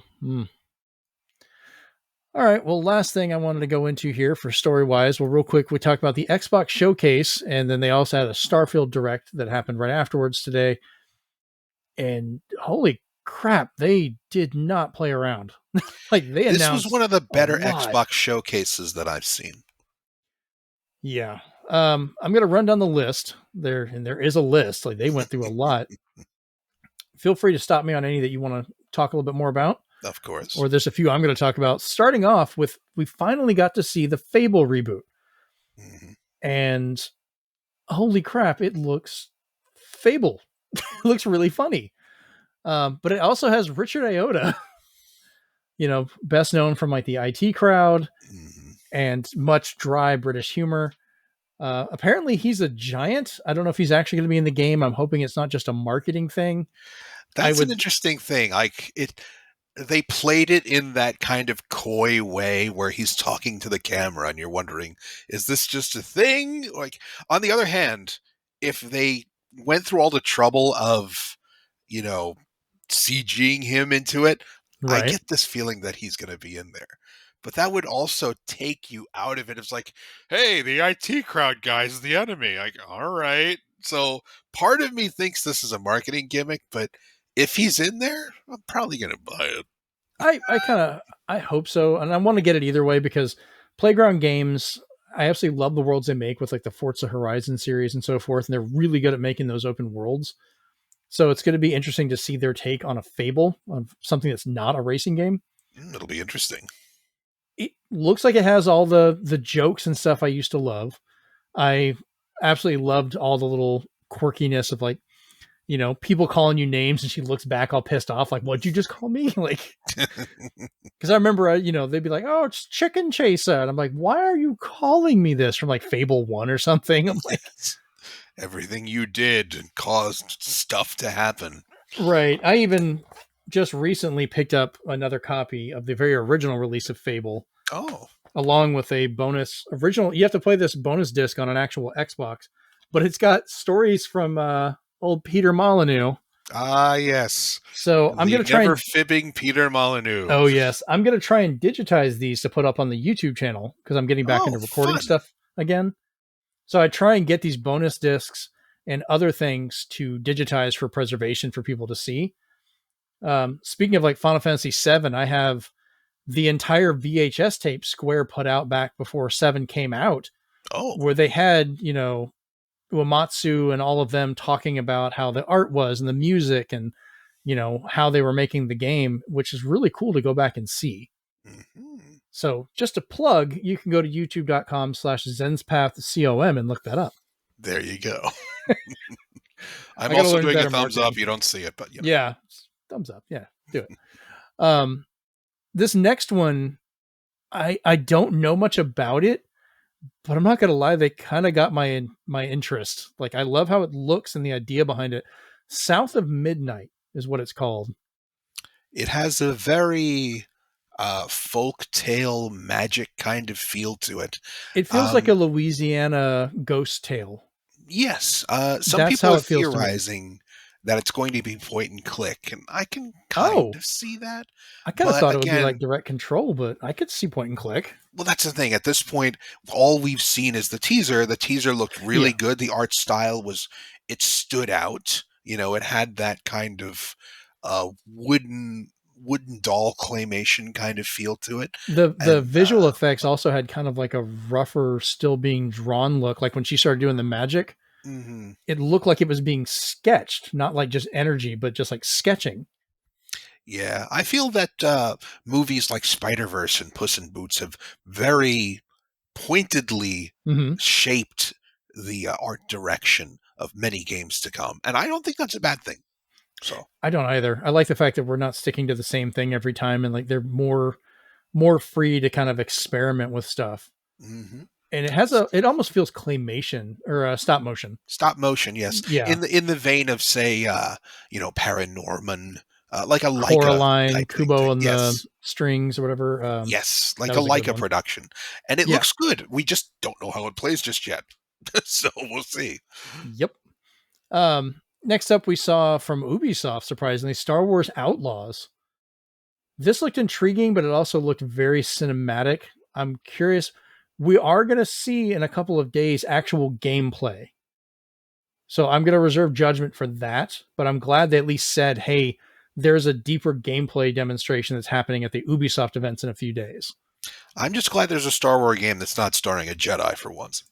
No kidding. Did we even see a lightsaber? Nope. Awesome. I saw a bunch of aliens. I saw some people get shot.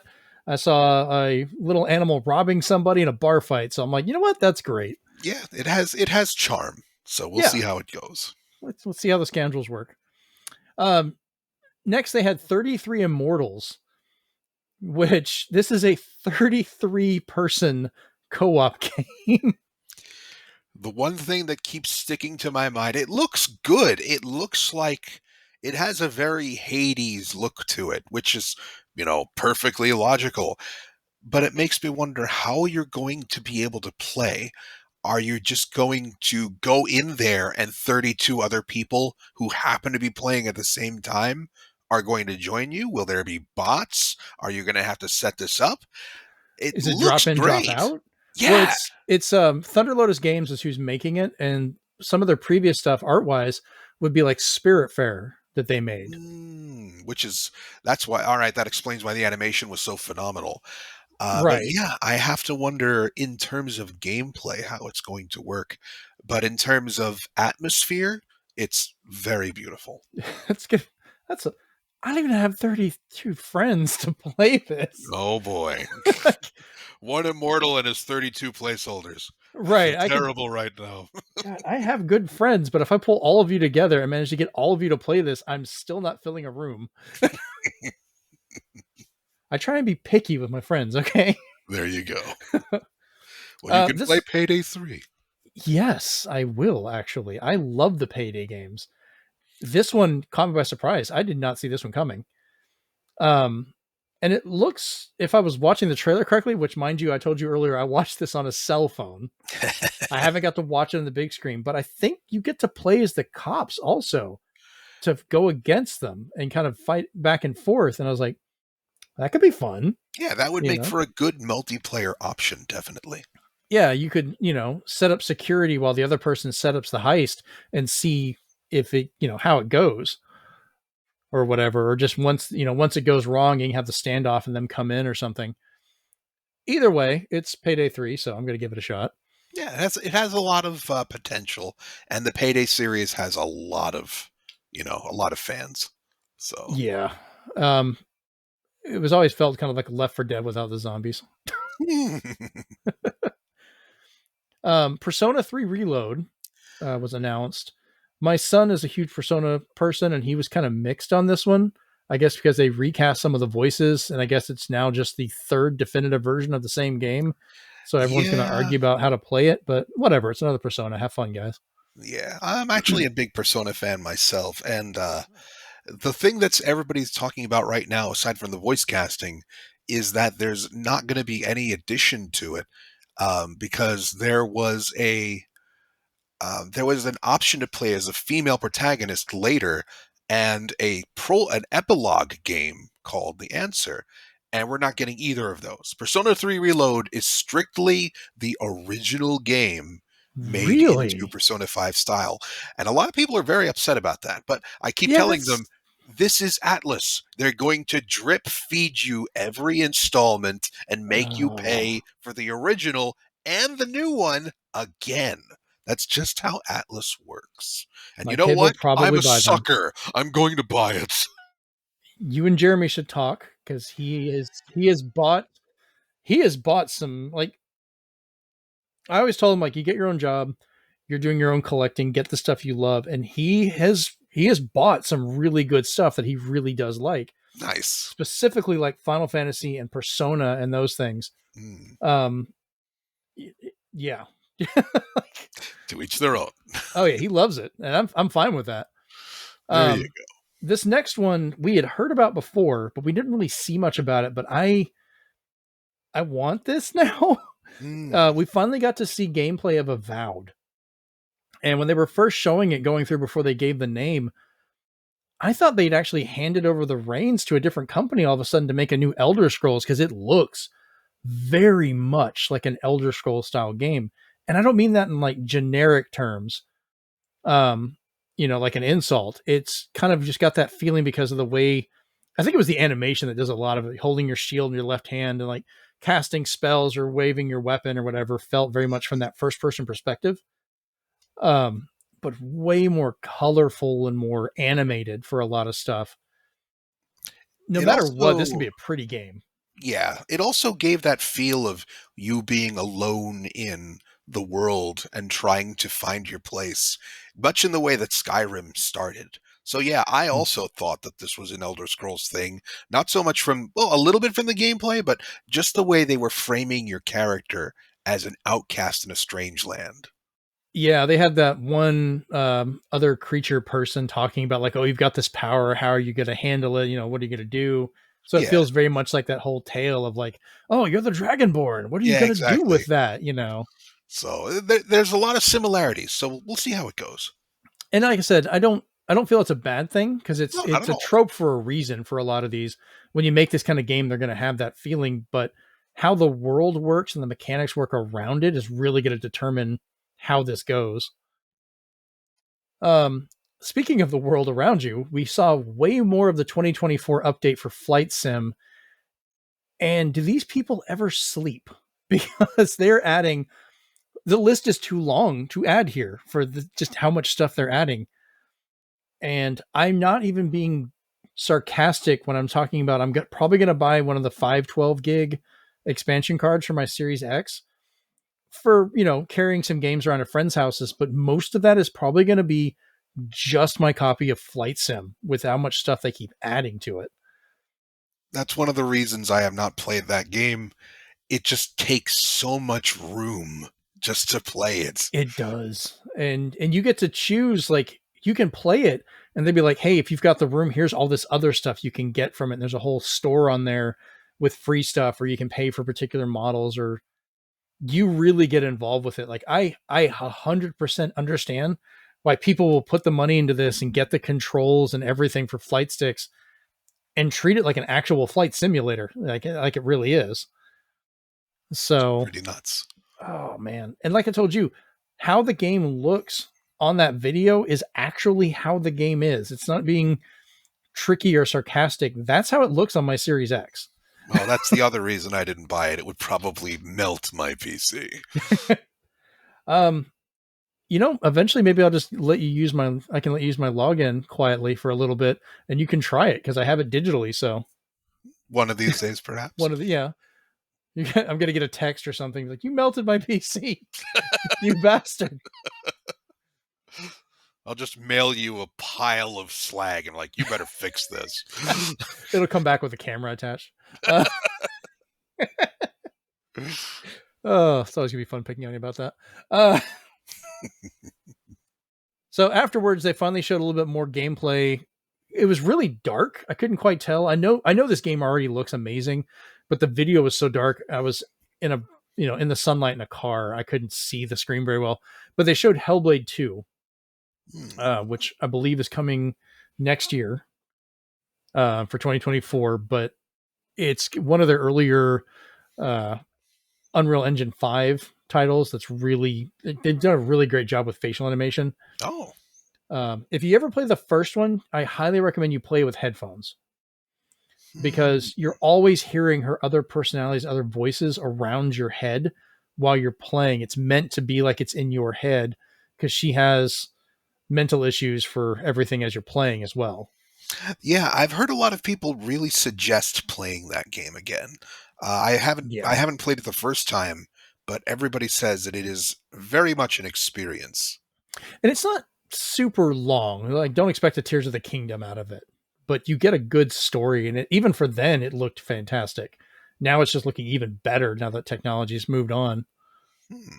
So, um, after this, we had Like a Dragon Infinite Wealth, which had very funny naked jokes.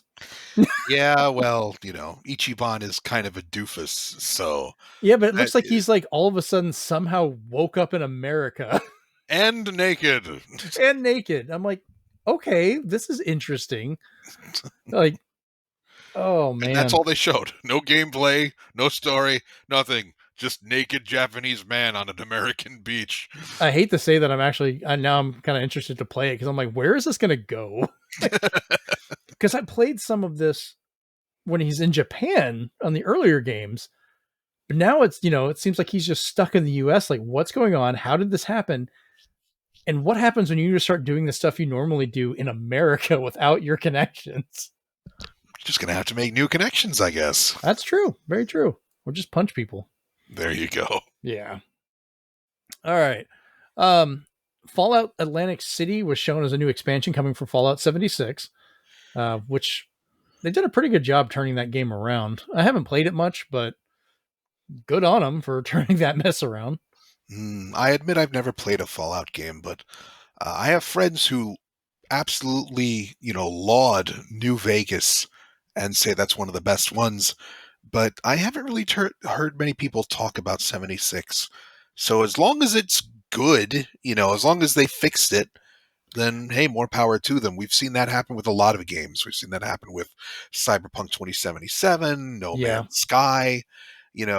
What turns out to be jank at the start, can it always be fixed?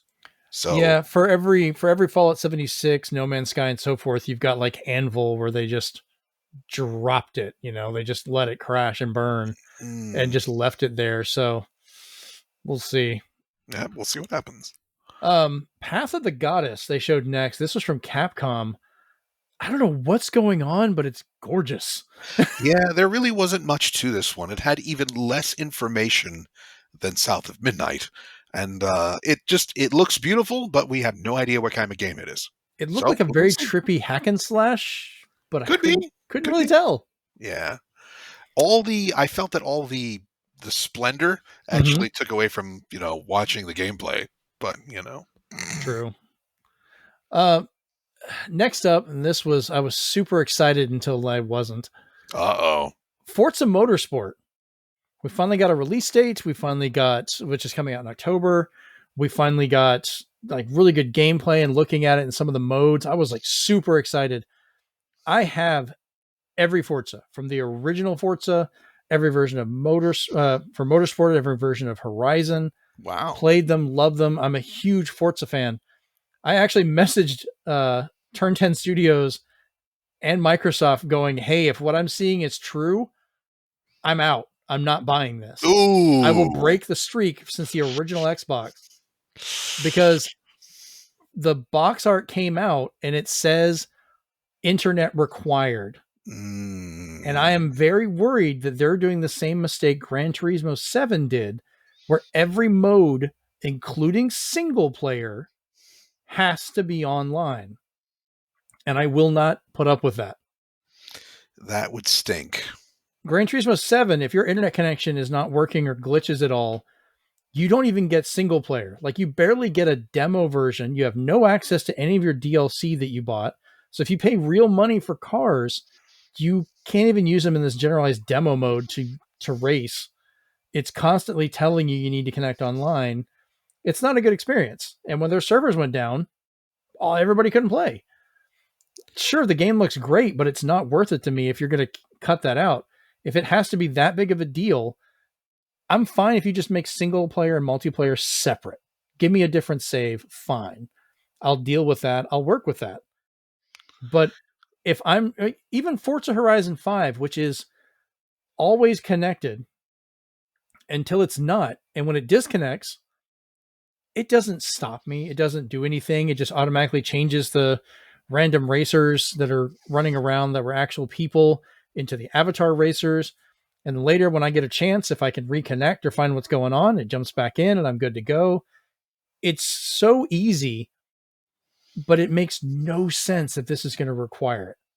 So I'm hoping we get more information about it, but I will not buy this if that is the case That for the would be first time unfortunate. in Forza history. Yeah. Well, here's hoping there's more to it. I hope so, but I saw that box and I was like, don't do this to me. Mm. Because like it took a while before I ever got Forza Horizon or Forza 5 because that one they released without all the game on the disc. You got the disc from the original Xbox One and you had to download half the game. Mm. And I didn't get it until I got it digital later on. And finally, I just picked up a disc pre owned just to add to the collection, Right. but still wasn't happy about it. And they quit doing that for the other ones. Like Mm. Forza 6 and 7 were great. All the Horizons were good. Yeah. I even bought the force feedback and the wireless steering wheel for the 360s for these games. Jeez. Yeah, dude, I was in. Like I took an actual racing seat Oh, and metal wow. frame and made my own setup for racing. Wow. Jeez. I'll have to send you pictures. That's pretty cool. Yeah, I was in. I wish that would still work on a Series X now. That controller is still fantastic. I can use it on PC. That's something.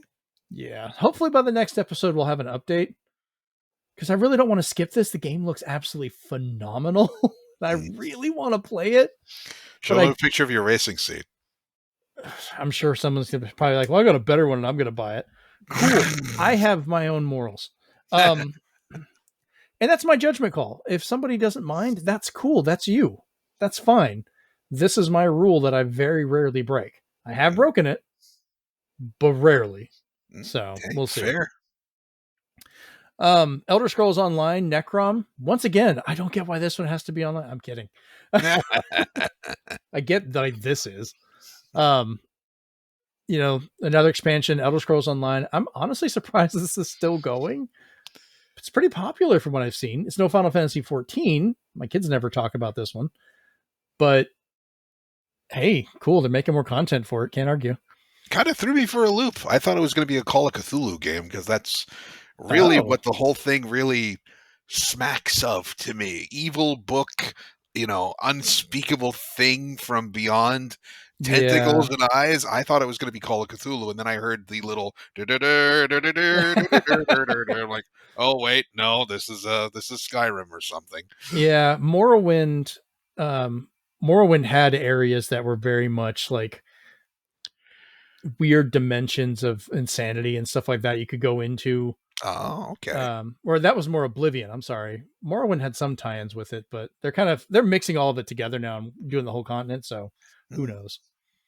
Overwatch 2, they showed new game modes, which really confused me because they just announced recently they're not doing story mode, but then they showed in the trailer there's going to be story mode. They said story missions. So I Okay. have this feeling that this is kind Gotcha. of a consolation thing, and they never said any of it was going to be offline or single player. So I think this is just, it's towing the line Oh, until they actually yeah. say you don't need other people to play it or you can play it offline. Uh, sorry. I've Overwatch I've always treated as like, okay, I get why this one has to be online. Like I Hmm. get why they kind of do that. I know they said some of the missions were co-op, which they had Hmm. those before in the first Overwatch for special events. That's probably what this is going to be. Like go Could be. connect, play through some matches that are server connected, and then go on. So I don't know. This next one I wanted to get your opinion on since you seem to like Persona P5T or Persona 5 Tactic, which is a very cartoony looking tactical game based on Persona 5. Yeah, Persona 5 spin-offs tend to look very cartoony. They had Yeah. kind of an Etrian Odyssey version of Persona called Persona Q on Mm-hmm. portable games, and it had that same big head, little body kind of look. So I'm guessing that's the way they're going here. I was never really big on spin-offs for these games. I never finished Persona 5 Strikers, but it looked cool. It looks interesting.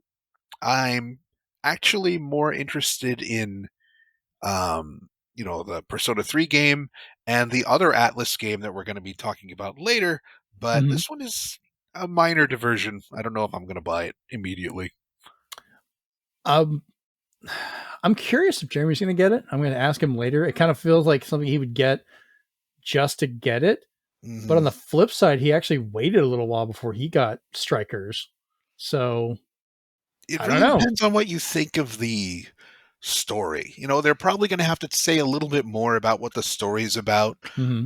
before people are going to just plunk down money for it.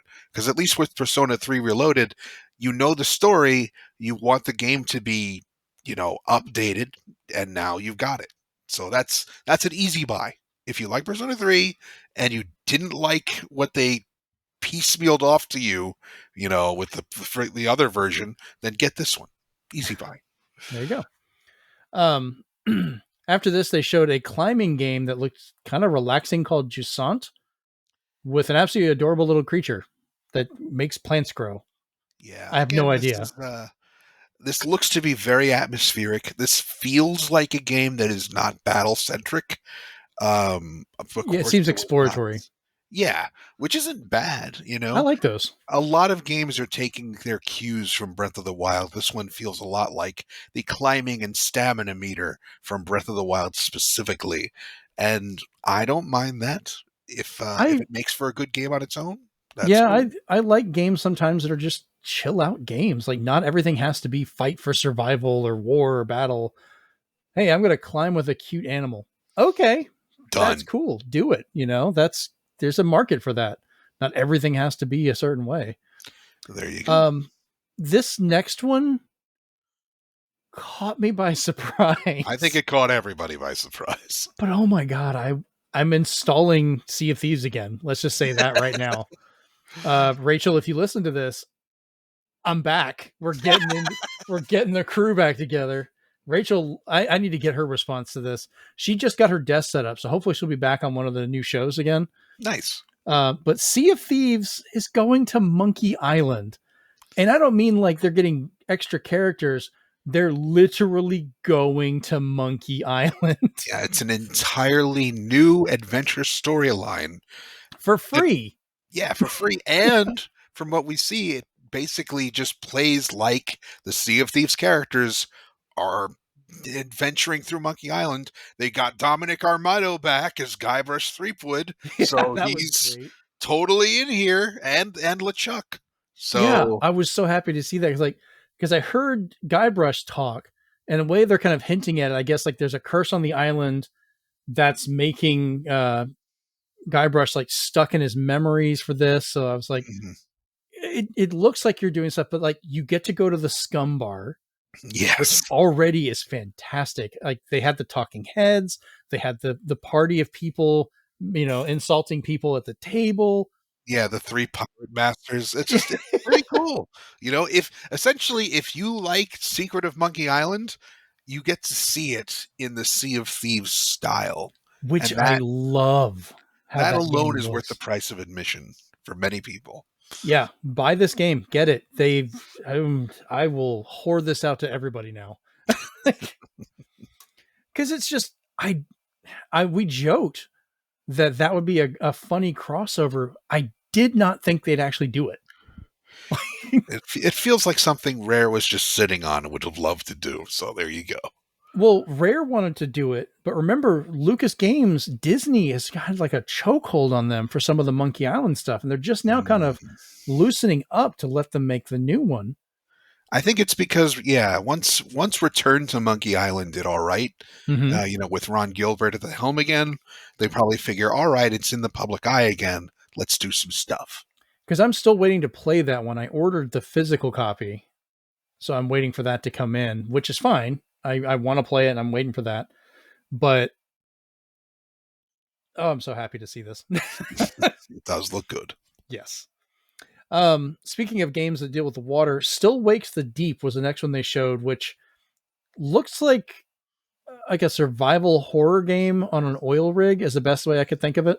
Yeah, they didn't show very much of this one, just a lot of terrible things happening on an oil rig, and you Yeah, I know, couldn't tell if that was like a guy falling off of it or if it was like a creature that ran by or like if it sounded almost like people were turned to zombies. Like I don't know. I'm gonna have to once again, I watched this on a phone. Give me a break. yeah, I couldn't get much from it either, but being trapped on an oil rig in the middle of the ocean, that's a terrible place to be struck by zombies. So good. Terrible place, but at least it's contained-ish. Yeah, Like well, that's a problem too. For right.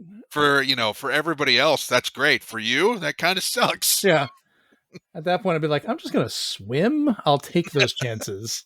Zombies are sharks. Zombies are sharks. I would just do sharks. Let's do sharks. Oh.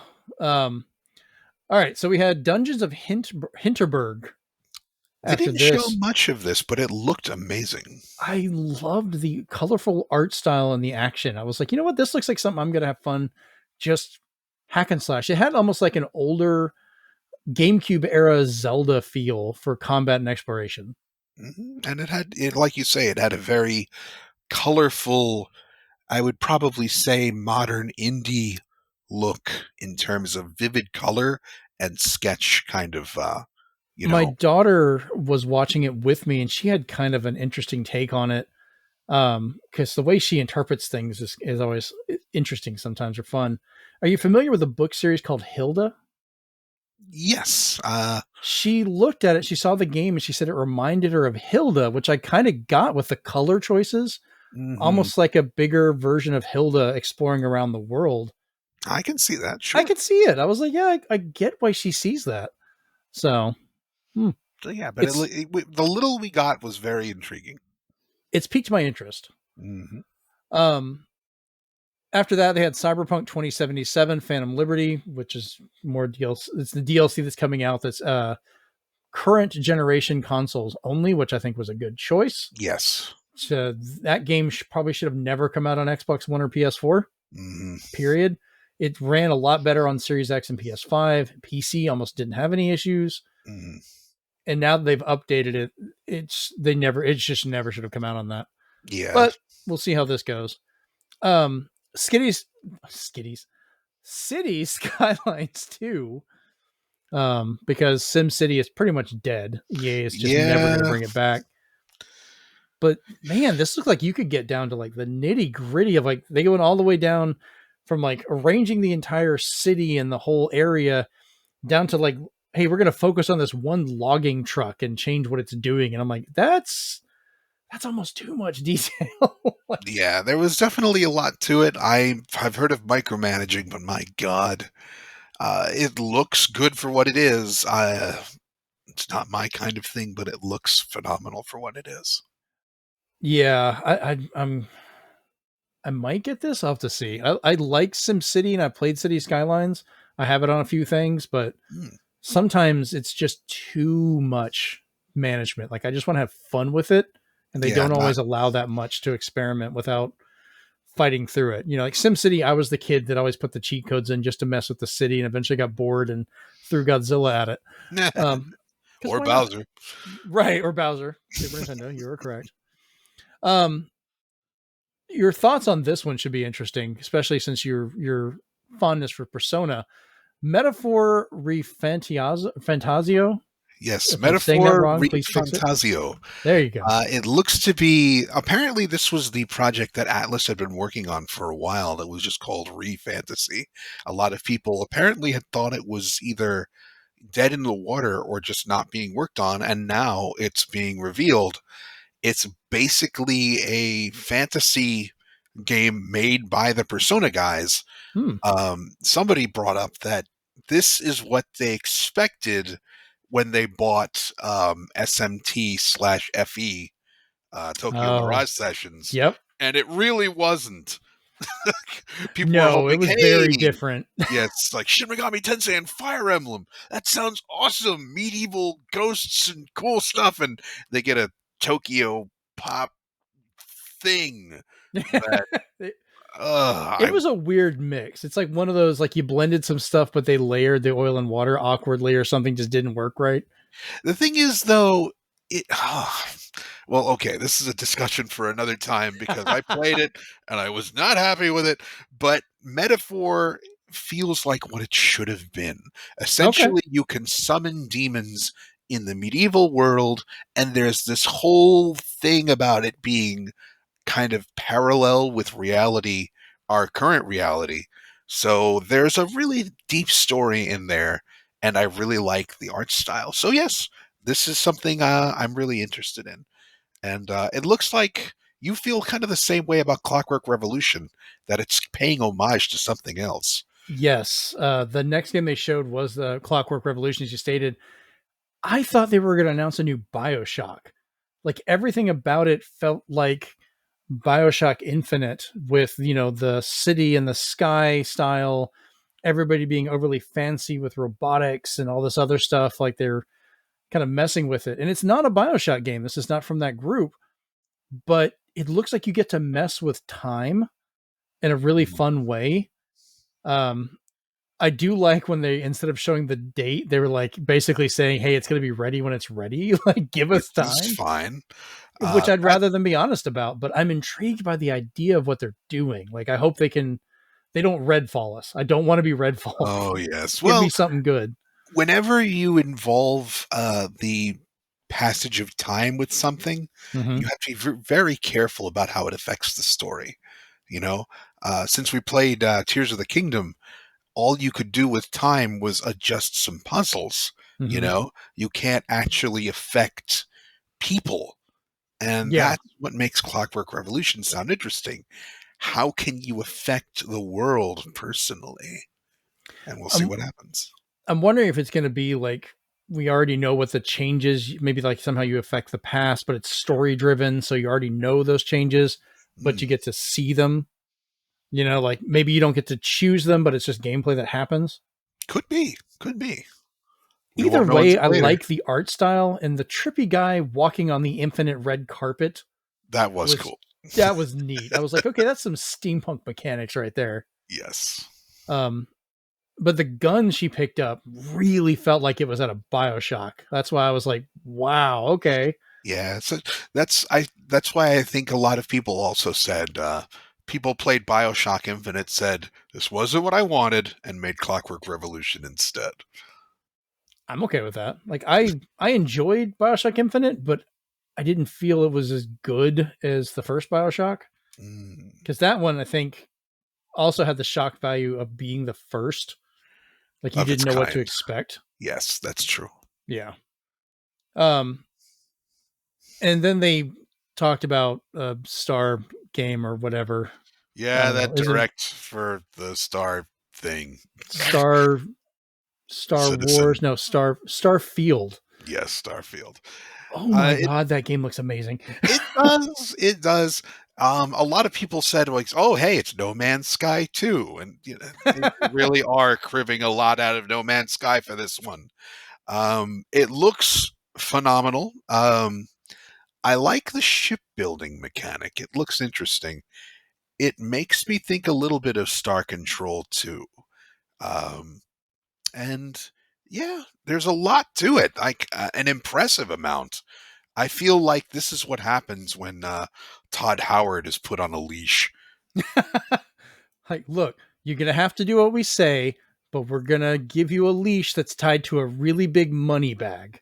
Okay, Either that or everything you say you have to deliver right. or we'll kill you.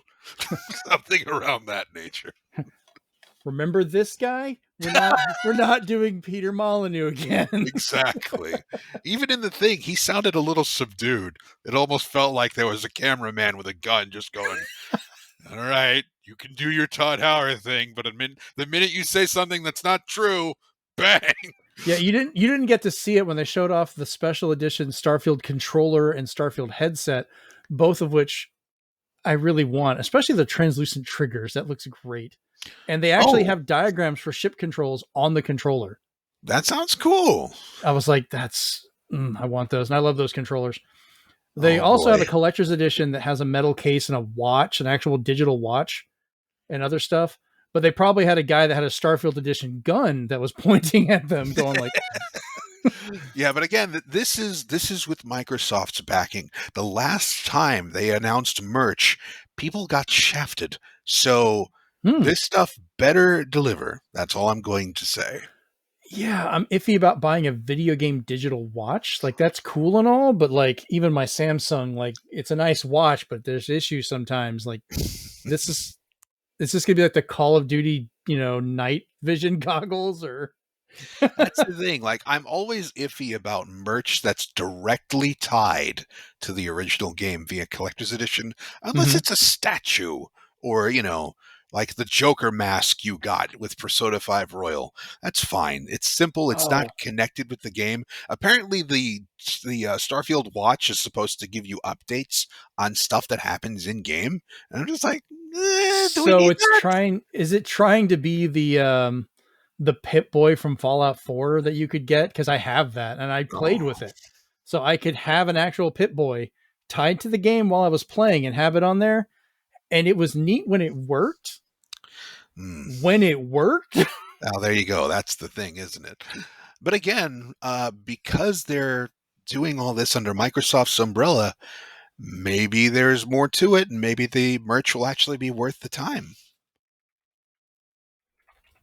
I'm adding in a new big question that makes me think we'll have to answer this later. What is your Uh-oh. best and worst experiences when you received a collector's edition?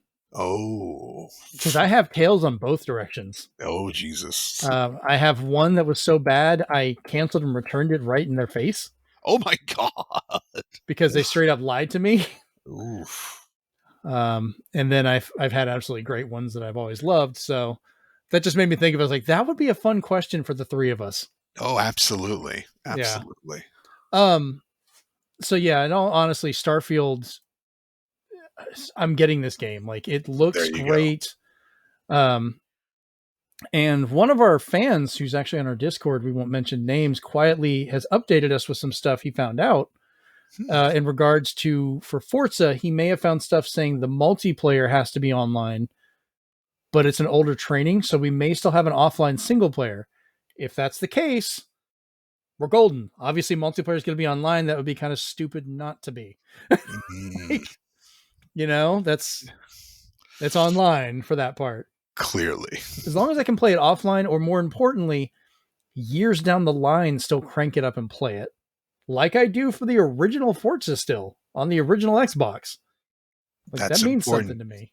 Who would Um, think that you'd want to just play a video game? yeah. He's also stating that Starfield will run 4K 30 FPS on Xbox Series X, 1440p 30 FPS on Xbox Series S. Hmm. Given how the game looks, that kind of makes sense. Like, I'm sure some people would like to have a performance or a 60 FPS mode, but I'd rather have. I know I'm going to hear crap about this again, but I'm okay with the game being 30 FPS as long as if it's really nice looking and they're steady. I'm better about having a steady frame rate than I am worried about having a super high rate one. Yeah, Like this there's always isn't going to competitive be that multiplayer. argument. Say So what? there's always going to be that argument. You can't have perfect graphics and perfect crisp gameplay at the same time. There's Yeah. always going to be a sacrifice. And there's always you always have rules to what you would allow. Like for this game, I'm gonna be fine if this is at 30 FPS, but looks like it showed. Like holy crap. Mhm. Not gonna bother me at all. I've played shooters that run worse than that and they were fine. But like Street Fighter 6, I want that running at 60 like it is. I'm Yes, sure they could make it absolutely. look even better, but it looks great. I'm good with it. But it's a nice steady 60. And on the Series X, the single player mode that we like is still 60, Which is impressive. which is what I have turned on to run that mode. Because I think Series S is also 60, but PS4 is 30 FPS. Mm. I think PS5 can do 60 as well. If I remember, Digital Foundry did a whole thing, watch their thing on it.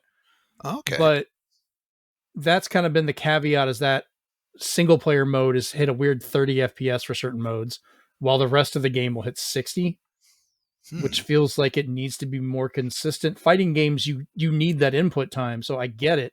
Yeah. There's an actual need for 60 FPS. So we'll see. Last thing they showed off from Microsoft, And this was the only one that was kind of a weird announcement. Like, you guys should have led with this when the system launched. They're releasing a carbon black 1 terabyte model of the Series S for $349. Well, I mean, more storage is good storage, I guess. It is. I put a terabyte card in my Series S, so I technically have a terabyte and a half. Oh, there you go. But still would have been nice to have it there. It's a digital only system. It made no sense to me why you would make it such a small amount.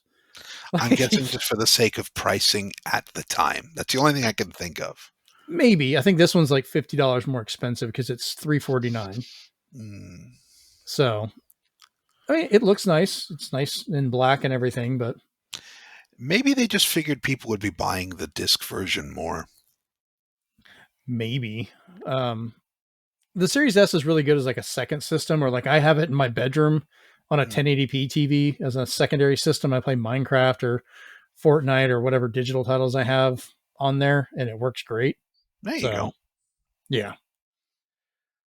All right. Well, this short episode has not been short. Like, we've had fun talking, but I'm probably going to hold off on the big question this week because we've got, we'll wait for the three of us to get together, I think, if you're cool with that.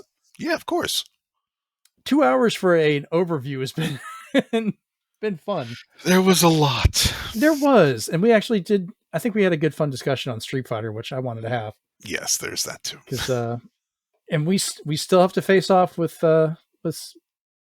Steve. I need to, it's a Ken on Ken. We need to see. Yes. Ken on Ken violence. I will enjoy, spectating that match. Absolutely. See what kind of insults we can throw at each other. All right. Well, can you block this? Yeah. All right, I'll stop. No, you and Michael was hilarious. Don't jump. Don't tell me what to do. I have never encountered someone who basically just told me, it was like, don't jump, don't jump, don't jump. Like, I'm playing a fighting game. I'll do what I want. Michael has a really good sense of humor about stuff, and he loves mind games and messing with people. So he's always doing stuff like that. And that's why he's kind of joking with it. I'm glad you took it well and you understood that he's just messing with everybody. But oh yeah, that was but great. I also was not going to let him get away with it. Oh, of course not. That's the map. That's the point. It's a fighting game. You have to show who's dominant. As soon as he started saying "don't shuffle," like, how dare you? Oh man, you were, I think, the first person I've heard react like that. Like, you can't tell me what to do. I was like, because I've never heard that before. You on the other side of the arcade cabinet, stop winning. It's like, I refuse. Oh man, he's got a pretty good Zangief though. Like, yes, annoyingly so. Oh man, how flabbergasted he got when I figured out you could grab from the run. As a repeat for that, folks, you can grab. If Zangief does the shiny yellow run at you, just grab him. It'll stop him instantly. He'll power through other moves and grab you, but you can grab him. So good to know. All right. With that note, Chris, I know there's not much you go off on this, but where can we find you on the internet? You cannot, unless it's listening to this. So if you want to hear me again, listen to the previous podcasts. Yes. You can also talk with us on occasion over at bit.ly/Zenspath Discord for those lucky few that actually do talk to us. We don't do that much. It's a small Discord. We're not like running all kinds of craziness. But that's how you can get up with us to play more Street Fighter, though. Indeed. Yes. You can find me or other people on there, but you can find me on Twitter at Zenspath, Zenspath. You can also find me now over on Blue Sky. I finally got an invite from one of our listeners who sent me onto there. So you can find me as at Zenspath.com on Blue Sky. I managed to get the actual web address for us. So that's great. I recently got an invite for that app, and I sent that to Steven. So he's supposed to be trying it out. Nice. And as I get different ones, I can send them to people. So if you're curious to ever at least give it a look, Chris, when I get one, I'll send it your way if you'd like. Apparently I get one like every 2 weeks is what they said. Interesting. Well, I'll Um, see what you guys think of it first. it's been interesting. It's a smaller grouping, but it's from one of the guys that made Twitter. Hmm. It's browser based only right now, Hmm. but I can run that on my phone or my computer. But I can post videos and pictures and talk with people, and it feels the most like Twitter, which makes sense because the one of the dudes made Twitter. There you go. Yeah. So Oh, that also you sounds can, pretty neat. huh? Sounds pretty neat. Yeah, let me try it out. You can also find me over on YouTube at youtube.com/Zenspath.com. So if you're listening to this anywhere you can find our podcast, like Apple Podcasts, Spotify, or anywhere else, you can watch the video version there when we have it. Otherwise, like last week's, it's just a lovely screenshot, our names, and lots of audio. If you're watching this, be it us or a picture, you can listen to us over anywhere else I said before. Awkward ending. I'm tired. All right. So this has been episode 90, and we are out. Peace. Have a good one. Hadouken!